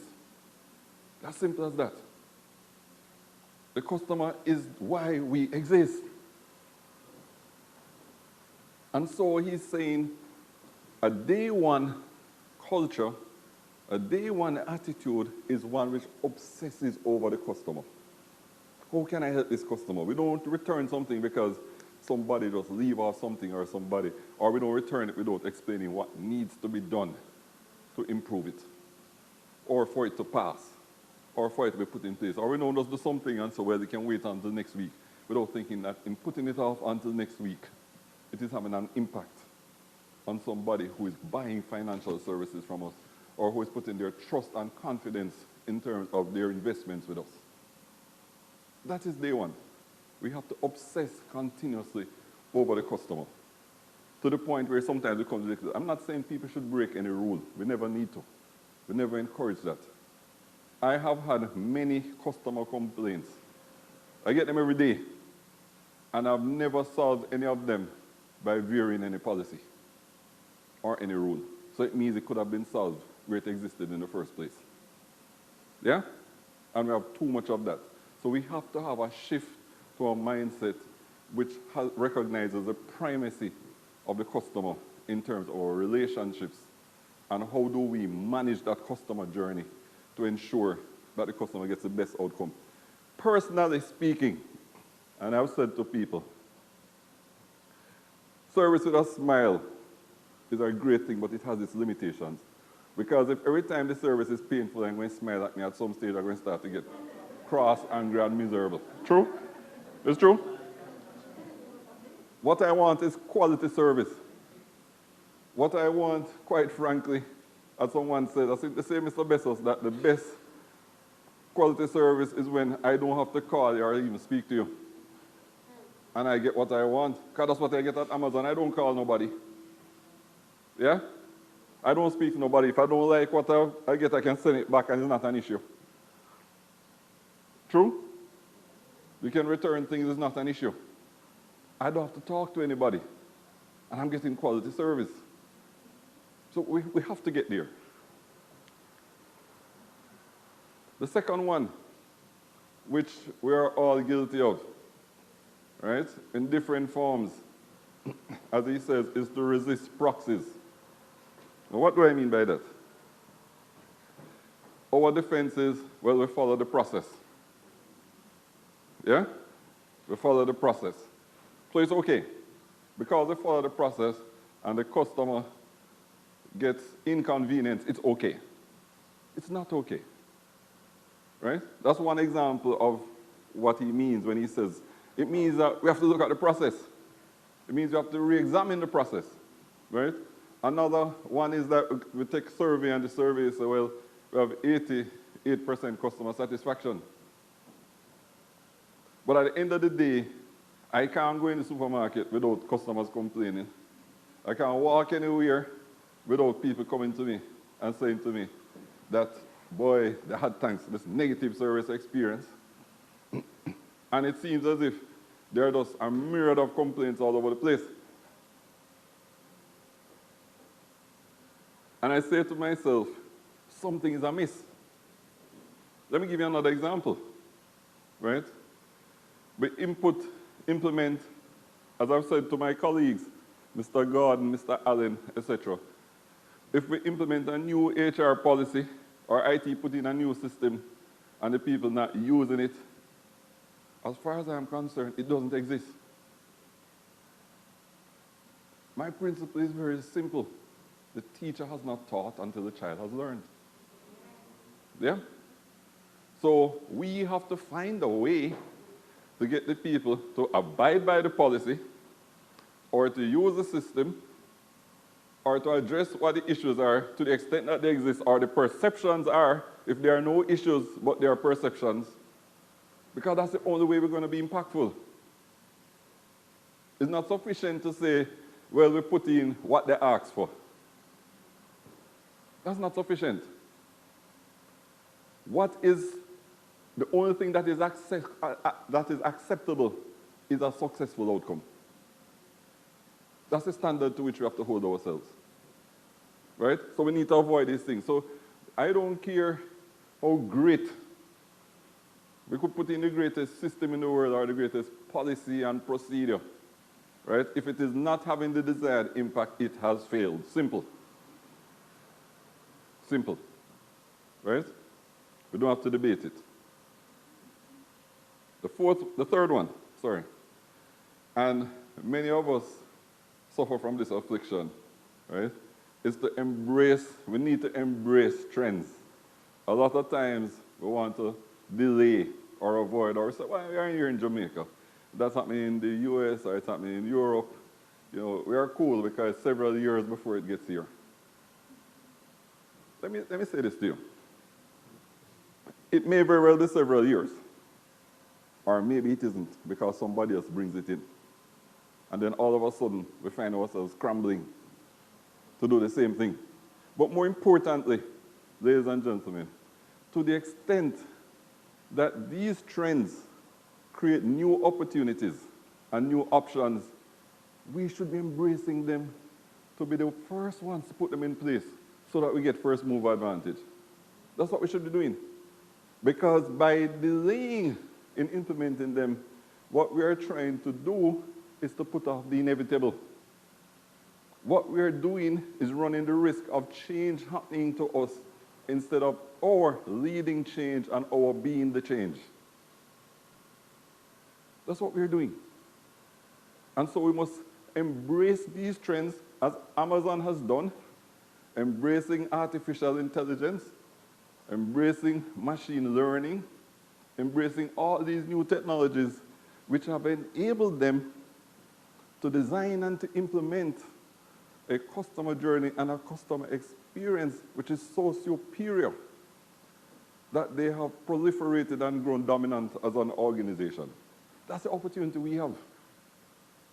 By embracing these things, looking forward to them, instead of staying comfortable in the fact that we are in some other part of the world where it is not yet the norm or the popular thing. Right? I said the same thing. I was talking to a PSOJ group the other day. I said the same thing. Why haven't retailers locally embraced some of the approaches that Amazon has used? Right? So right in the region, in terms of giving access, right? Providing goods and services online, doing deliveries, providing a one-click sort of service. Nobody is doing it. Maybe somebody has the opportunity to come and do it and disrupt the entire market. That's the risk that people run when you don't engage at that level. That's the risk we would run if we don't embrace these new trends. And the fourth one is to accelerate decision velocity. Now, as I said to you, right, well, I said it was in the clip that was disrupted. The one that this was a teaser, actually. Right? I made the point that the best way to accelerate decision velocity, quite frankly, is to give the power to the people who are in the interaction to make the decision. Because invariably, the decision velocity gets slowed down when it gets pushed up. You agree? Huh? So that's one thing that we need to address, and we are addressing it through Agile. And as I said, Agile is not just a project over at 29 Trafalgar. We have started there, but the intention is to proliferate across the entire organization. So that is one example of accelerating decision velocity. Another example, ladies and gentlemen, is around this thing that I call paralysis analysis, right? Where we sit down and analyze decisions and issues to the nth degree, right? Trying to make sure that we have the perfect answer. When at the end of the day, quite frankly, there's no perfect answer. In fact, in many instances where we have choice, there's technically no correct answer. And invariably, as I said to people, in many challenges that we have, the situation is akin to what we used to experience in school when they say, given X, solve for Y.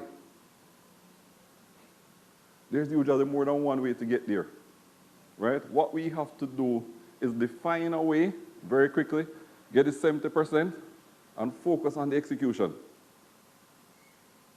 Instead of trying to get to the 100% answer. Because the time and effort wasted in trying to get to the 100% answer is not adding any new value. Because even if you get to the perfect answer and you don't execute well, you have lost value. You lose value in two ways, right? Poor execution, and you lose also what I call time value. In the amount of time, the value lost because of the long time you have taken to make the decision. Yeah? So we have to learn to, there are too many things where here it gone to this one and it gone to that one and it over there and that one, and the bureaucracy kills it. Yeah? We have to change that. That's part of the shift in culture. That's the thing. In the Agile Lab, what we have done, we have put everybody in the same room, around the same table, so they are co-located. So if it requires compliance, legal, if it requires finance, risk, and so on, everybody's at the table. So you don't have to send it to some department and it put in a file somewhere in somebody's drawer, right? Everyone is there to make the decision and to accelerate the velocity of decision making. That is part of the rationale for going in that direction. Speed of decision making, right? So as we know, ladies and gentlemen, as you have heard before, the best way to predict the future, which is really the theme of today, is to create it. Yes? We have to be the determinants of what our future looks like. We have the opportunity, given who we are, given where we are, given our dominance, given all the attributes, all the resources that we have to redefine, right? Financial services, the way in which they are delivered, the way in which they are perceived in this country. And we have to make the most of it. As I said earlier in the video, the way to do this is not to be constrained by our experiences, but to be liberated by our imagination. Yeah? And so I'm going to close my remarks this afternoon by, as I started, I'm going to end, right, in one of my favorite quotations. Right? I'm not going to sing it for you. I'll tell people that is like an anthem. You know, I'll just sing an anthem. But I will say it for you, right? It's an old quotation, but it is relevant. It's by an architect, and it says this, and it applies to individuals again, as it does to businesses. Make no little plans. Even as individuals, they have no magic to stir men's blood. You don't get excited over little plans, right? You get excited over big things. You get you agitated, it stirs your blood. Make big plans. Aim high in hope and work. Recognizing that a noble, logical diagram once drawn, will never die, but long after we are gone, will keep on asserting itself with ever-increasing insistence. Ladies and gentlemen, we have the opportunity to reinvent who we are every single day by just pausing one day and saying, we're going to change our attitude. We're going to change our mindset. We're going to change our approach.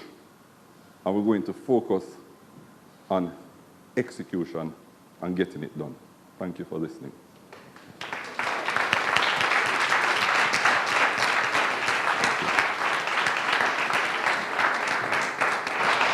Thank you, Mr. Hilton. Thank you so much. My blood has definitely been stirred, and I hope yours has been too. We're now going to be taking some questions, both from the audience as well as those in live stream land. I want to say hi to all our branches viewing and on webcam. That's Negril, Mandeville, and Lucy. I think some people have turned off their webcam, but they're there, I'm sure. So hi, everybody. And just we have somebody that's blocking 4012 GV, a red X trail.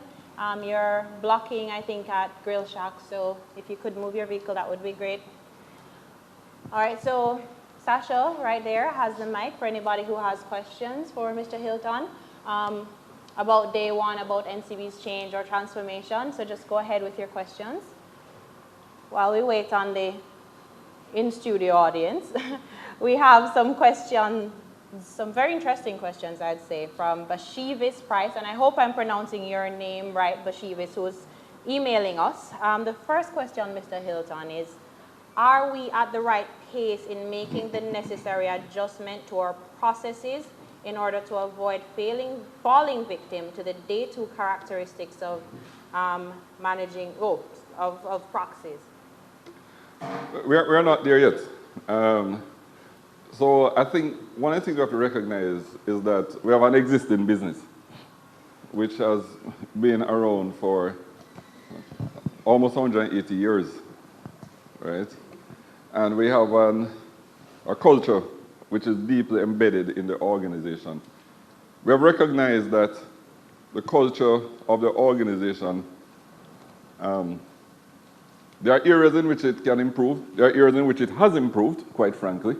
It's not by accident that we are the leaders in the financial services industry today, right? We have seen improvements, but there are areas that require further improvement. And what we are doing in terms of the effort to instill a day one culture is to start to shift today's culture in that direction. So it's going to take time. It's a journey, right? But it's a start of a process of shifting towards the day one culture, the day one attitude, right? And getting that to proliferate across the organization. So I would concede at the outset that there is a lot of work to be done, and that's why I know that the opportunity is huge, right?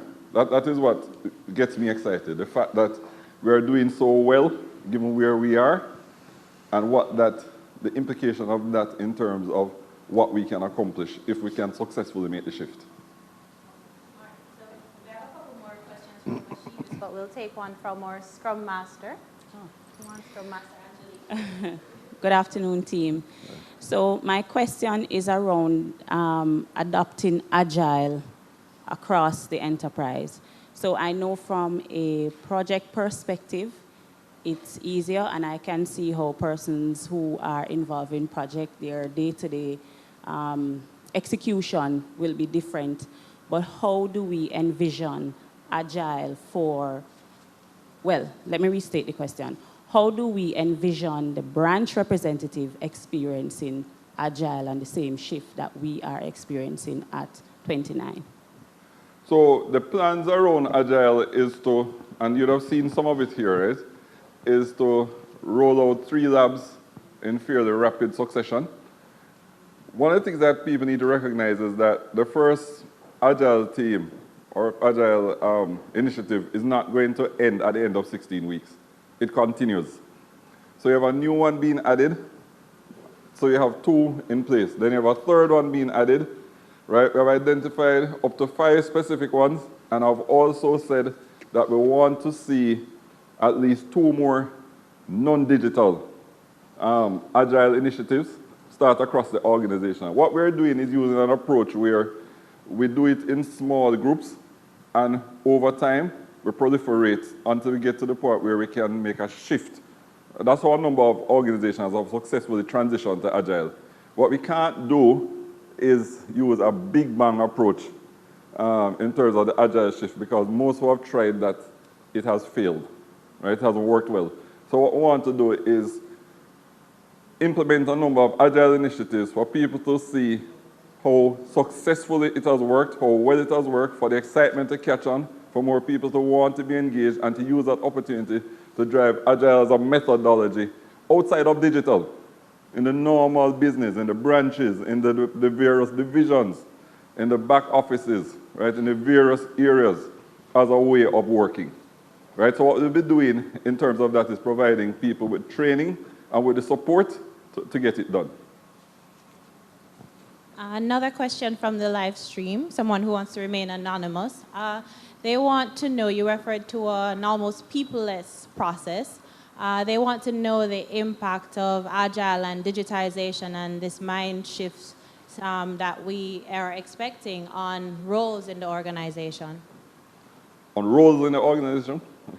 Well, we have seen, one of the things that I have learned over many years, when ABMs were being implemented in the financial system, people were saying that tellers are going to disappear. That's about, 25 years now? Right?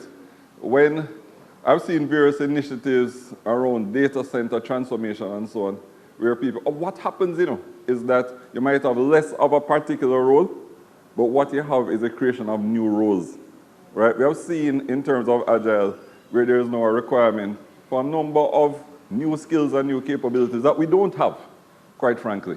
And part of the challenge that we have in terms of, to go back to Andrew's question about the proliferation of agile, is identifying people with those resources so as to facilitate it. And I've said to the team that we're going to have to look externally, but we're going to also have to look at people internally and start to retrain them, right?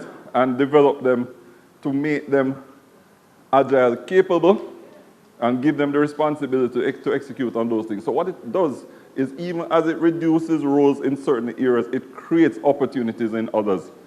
And the persons who tend to make the most of those opportunities are those, again, who have the mindset and the willingness to embrace change and to engage in that kind of personal transformation.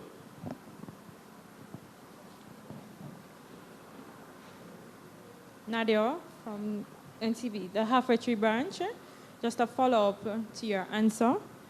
I'm a change agent at my unit, and the agile methodology, although new jobs are being created, yes.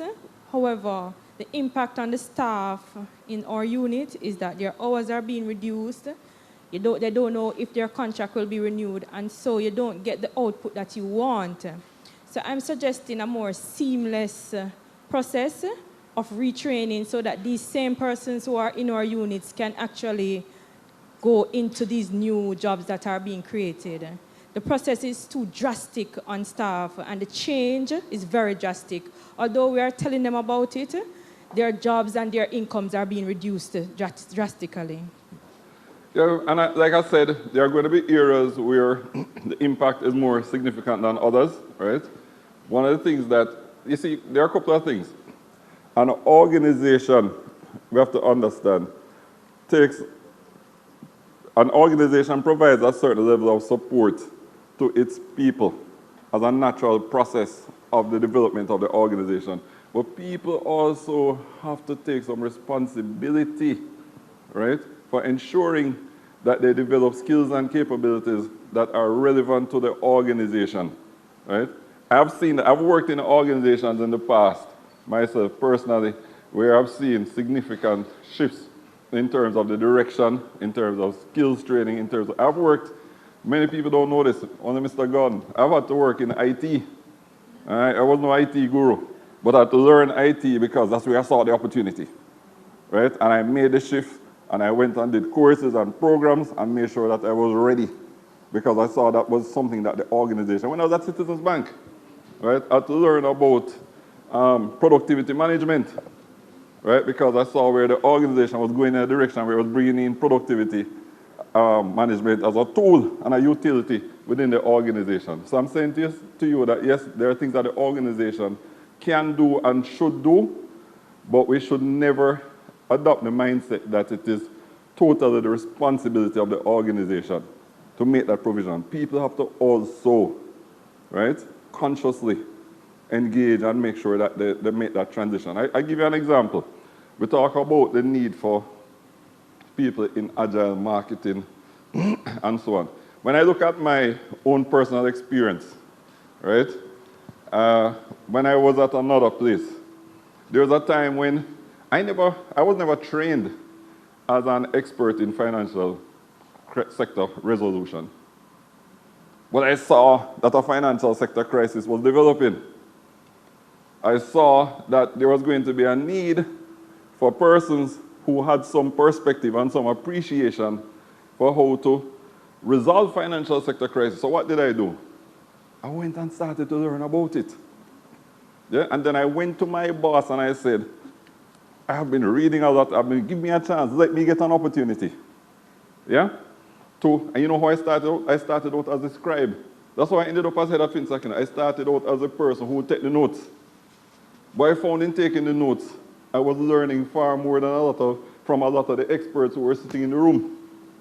So they had people from the UK, right? That Ernst & Young out of the UK, that KPMG, they had people out of the US, right? They had McKinsey.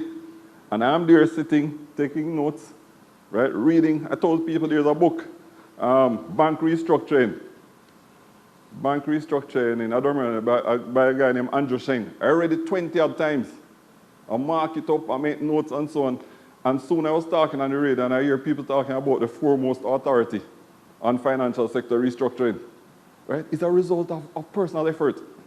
And it created for me huge opportunity. So I'm saying to you, ladies and gentlemen, that, and that's why I made the point, when I was talking earlier, the principles that I outlined apply not only to corporations, they apply to individuals, right? People have asked me, there are people in this organization, many staff, who have come to me and said, can you send me information on Agile?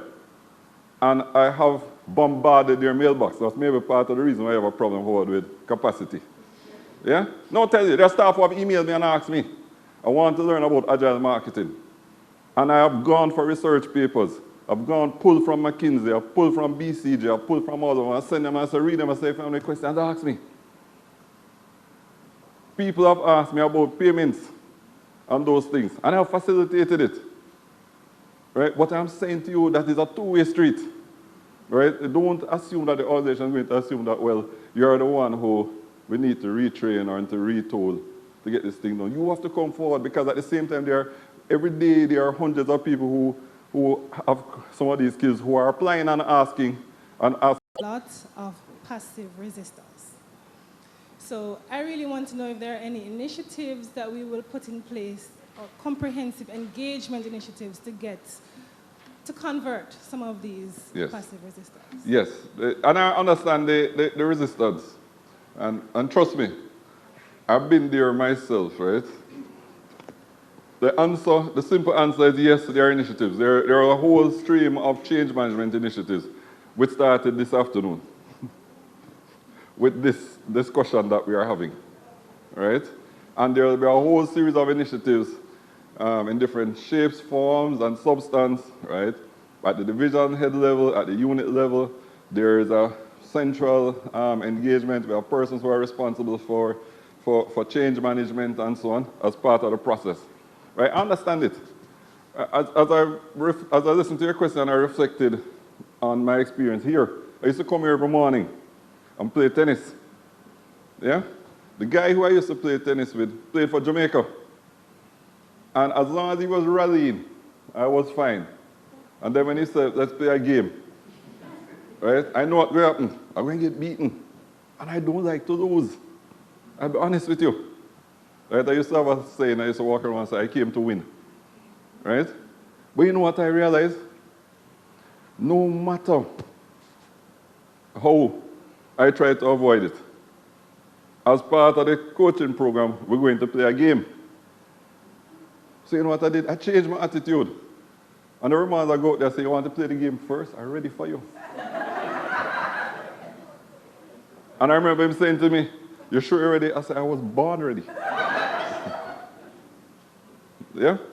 And you know what happened? I never won, but with that attitude, I nearly won. I nearly won one game. No, I'm telling you.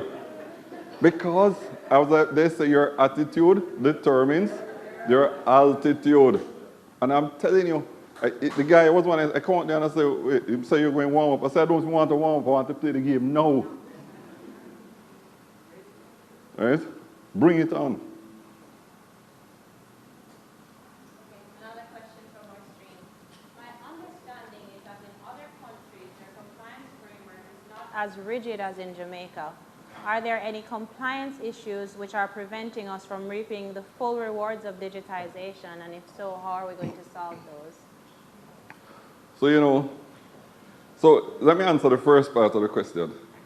There are countries where there are different compliance frameworks, right? And there may be components of compliance that are different in other societies than it is for ours. And one of the reasons, quite frankly, is that we are designated high risk. Not only Jamaica, most of the countries in the Caribbean, if not all of them, right, Dave, are designated high risk, right? Yeah, or medium or whatever it is. So that the world bodies impose on us certain requirements. But you know what? One of the things I learned in life, is to accept the things I cannot change. The wisdom to know the difference. And then I look at how do I create an opportunity out of it. Yeah?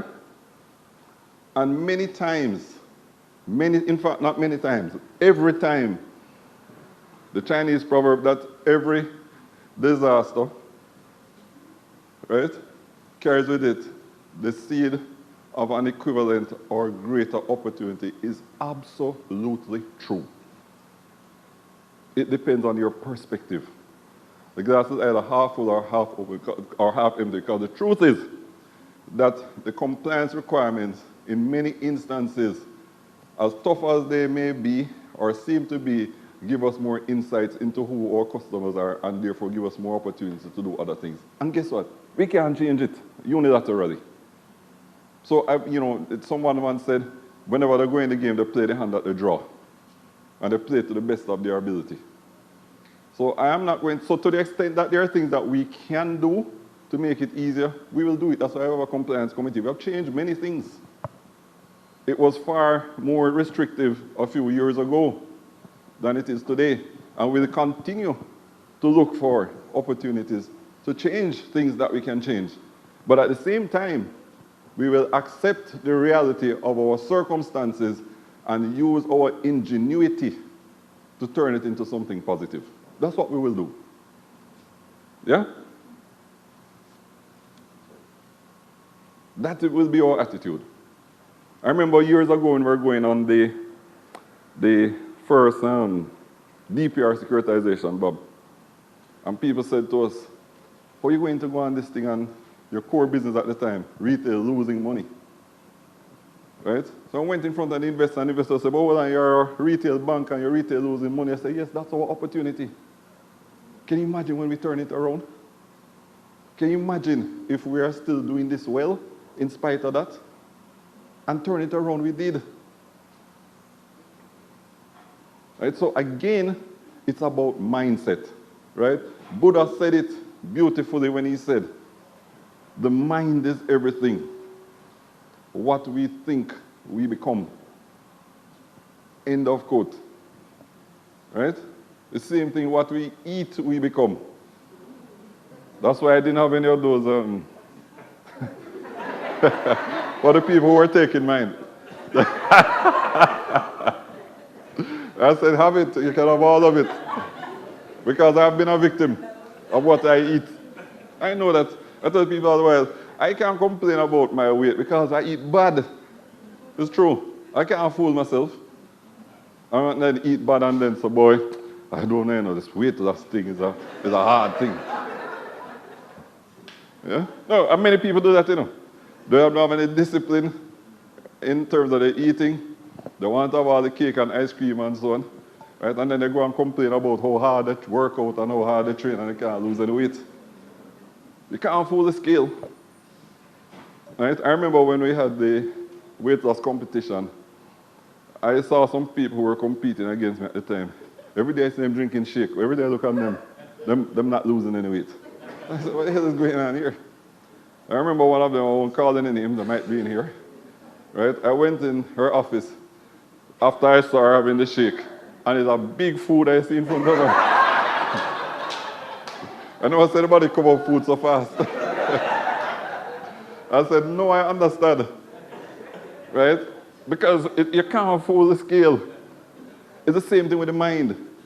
What we feed the mind, what we focus on, how we think, our attitude is what is going to determine. I'm begging you, ladies and gentlemen, just trust me on that one. Feed your mind with positive things, and you will have absolutely positive outcomes. I was talking to the PSOJ the other day. I said to them, Ensomni Jaja was there, and I told them that Ensomni Jaja made an intervention in my life, right? Because and when I met her in the 1980s, I think it was, or 90s, I don't remember, late 80s, she gave me a video cassette at the time of a speech by a gentleman by the name of Les Brown, named Live Your Dreams. That was the title of it. And I watched it every single morning for over a year until it reeled off. I couldn't watch it anymore. Every morning before I left my house to go to work, I watched it. It was 45 minutes. And when I left out of there, I was walking on air. Yeah? And I just found that my life took off during that period. I told people I was promoted 7 times in 5 years. Right? I created history because of my attitude. That's what made the difference. It's my mind, it's my mindset. And what I was doing, I was feeding my mind with the right food for thought. I don't do negative. I tell people that I can't do it. My mind rejects negative. Right? I have an allergic reaction. I can't do it. I can't be depressed. My mind it can't accommodate it. That's the stage where I am in life. Right? But I've trained myself to get there.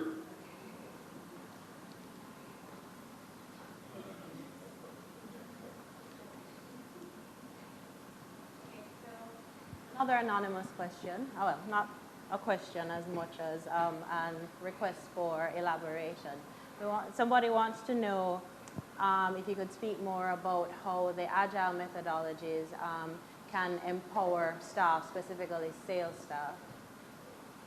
I mean, at the end of the day, like I said, agile is really about getting faster response, faster implementation. I mean, when we come to specific things that affect salespeople, like product sales and so on, right? They will benefit from it. If you look at even account opening, let's take that as one example, which is where we are currently focused, right? To the extent that we can get more persons doing it online as another way, instead of having to come into the branch and to line up, right, and to wait for a long time to be processed. Some people get frustrated, they don't want to do it. They can do it, now we find where they can do it at their own convenience, at their own, I mean, in terms of time, in terms of location, and these are things that can facilitate sales. I mean, there are a whole plethora of things that we're doing. When we come to agile around loans, straight through processing, all of these things, and we are starting to see the impact of straight-through processing in terms of underwriting time, where loans now are being processed in minutes instead of days. Right? All these things will help to facilitate greater sales productivity.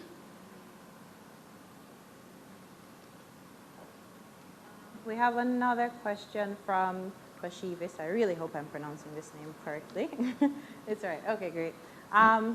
Amazon is dynamic. It constantly invents products tailored to customers' needs.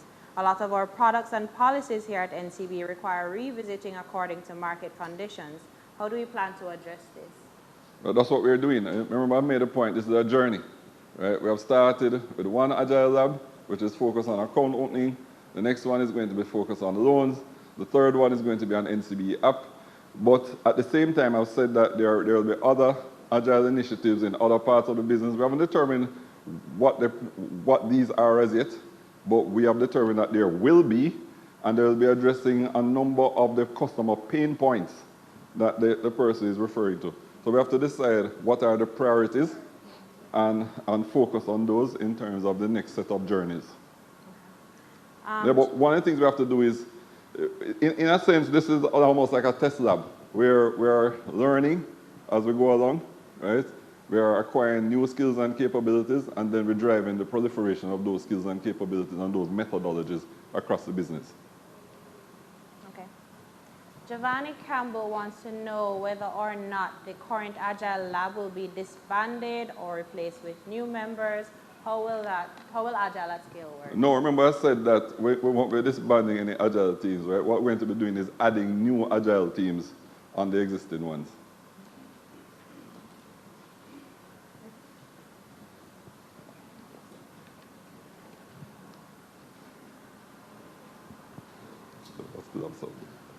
Good afternoon, team. My understanding of Agile is to get in a quicker turnaround time on whatever we have to do. One of the things I'm thinking about is to improve our infrastructure, so that if you go there and try to convince person to go Agile methodology, maybe you'll have frustration set in because the turnaround time on whatever we're trying to do will be reduced instead of hasty. Saying that we should try and look at our infrastructure currently to improve on that. So you're talking about physical infrastructure? Right, physical infrastructure. Okay. All right.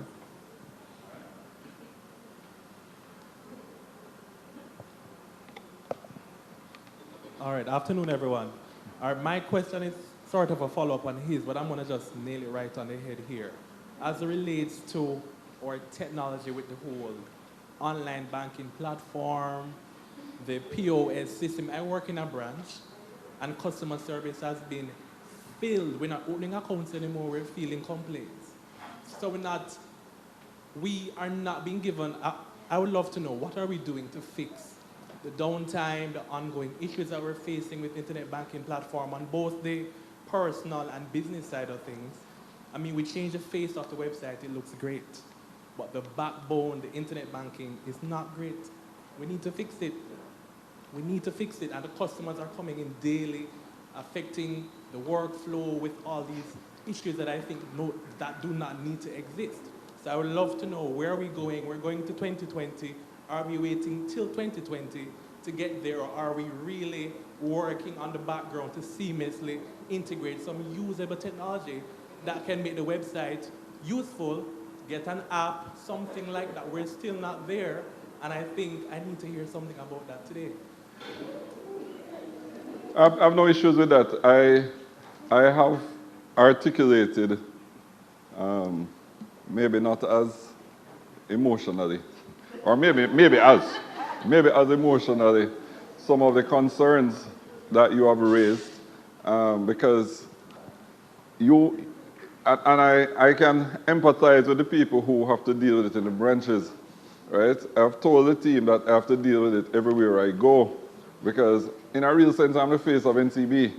I tell them I walk into a supermarket and people are drawing me into their office, right? I go in the pharmacy and the whole team comes down on me, sales people, this, that, and there's a group congregating around me, right? But we are addressing it. There's an issue, as I understand it, that Infosys team is supposed to be coming down to address, because there are major issues with the technology, and we have to fix it. I agree with you. I can't argue that point at all. We have to. And we have to do it as quickly as possible.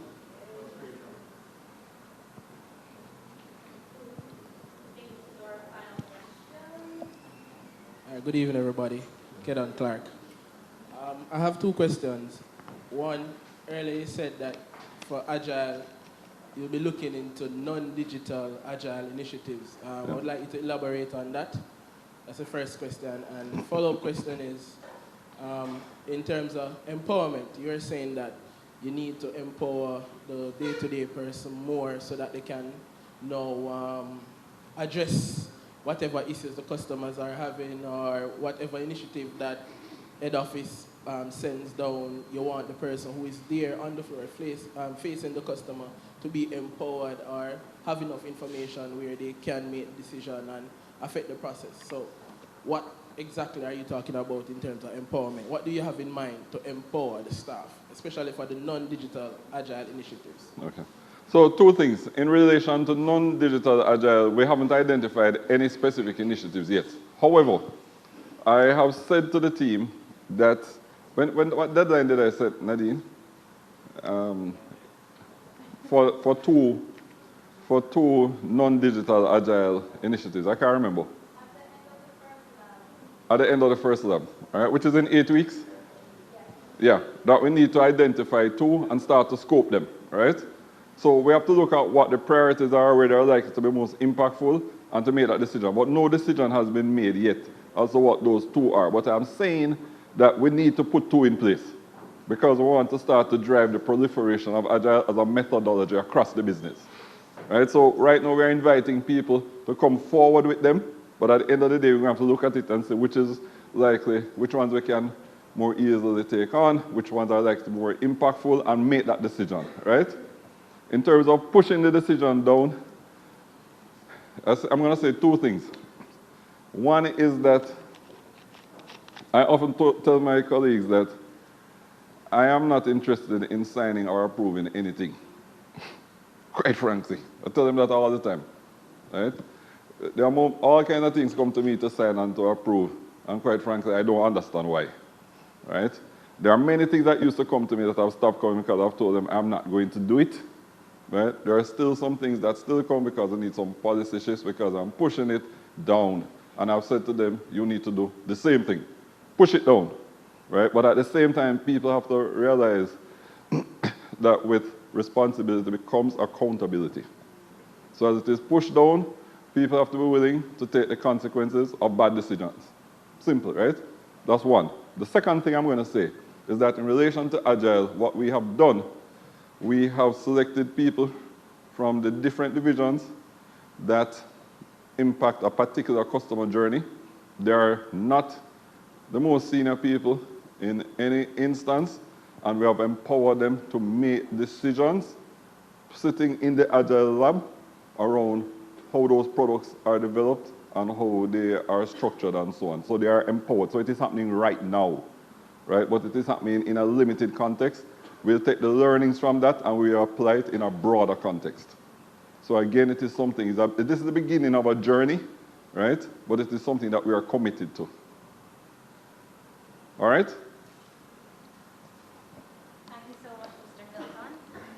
Thank you, everyone, for joining us today. I hope you're more informed and more inspired and ready to initiate change in your individual pockets as well as internally, because we understand there's going to be a lot of unlearning and relearning and unlearning again in this whole Agile process, in this transformation process. Have a good evening. Enjoy some of our mind shift punch. You know, drink that Kool-Aid. So. Have a good evening and a good weekend. Thank you so much. Oh, and there's food outside. Yes. Oh, yes, food. Thank you, guys. And if anybody is interested, or some of the members of our Agile, our first Agile lab, they're here. Eddie, where is Angeli? If anybody wants to talk to them, hear more about how they're working.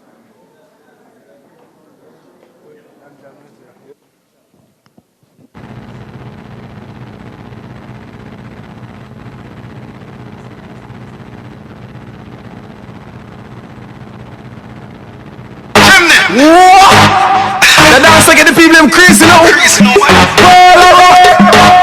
for what they want? Genesis a energy a lucky world. Genesis a cool kid a lucky world. Shakespeare, you that a lucky world. Take a flight and go and go rocky world. Rock the world now, rock the world now, rock the world now, rock the world now, rock the world now, rock the world now. Dancers a rock the world. Everybody know, rock the world now, rock the world now, rock the world now, rock the world now, rock the world now, rock the world.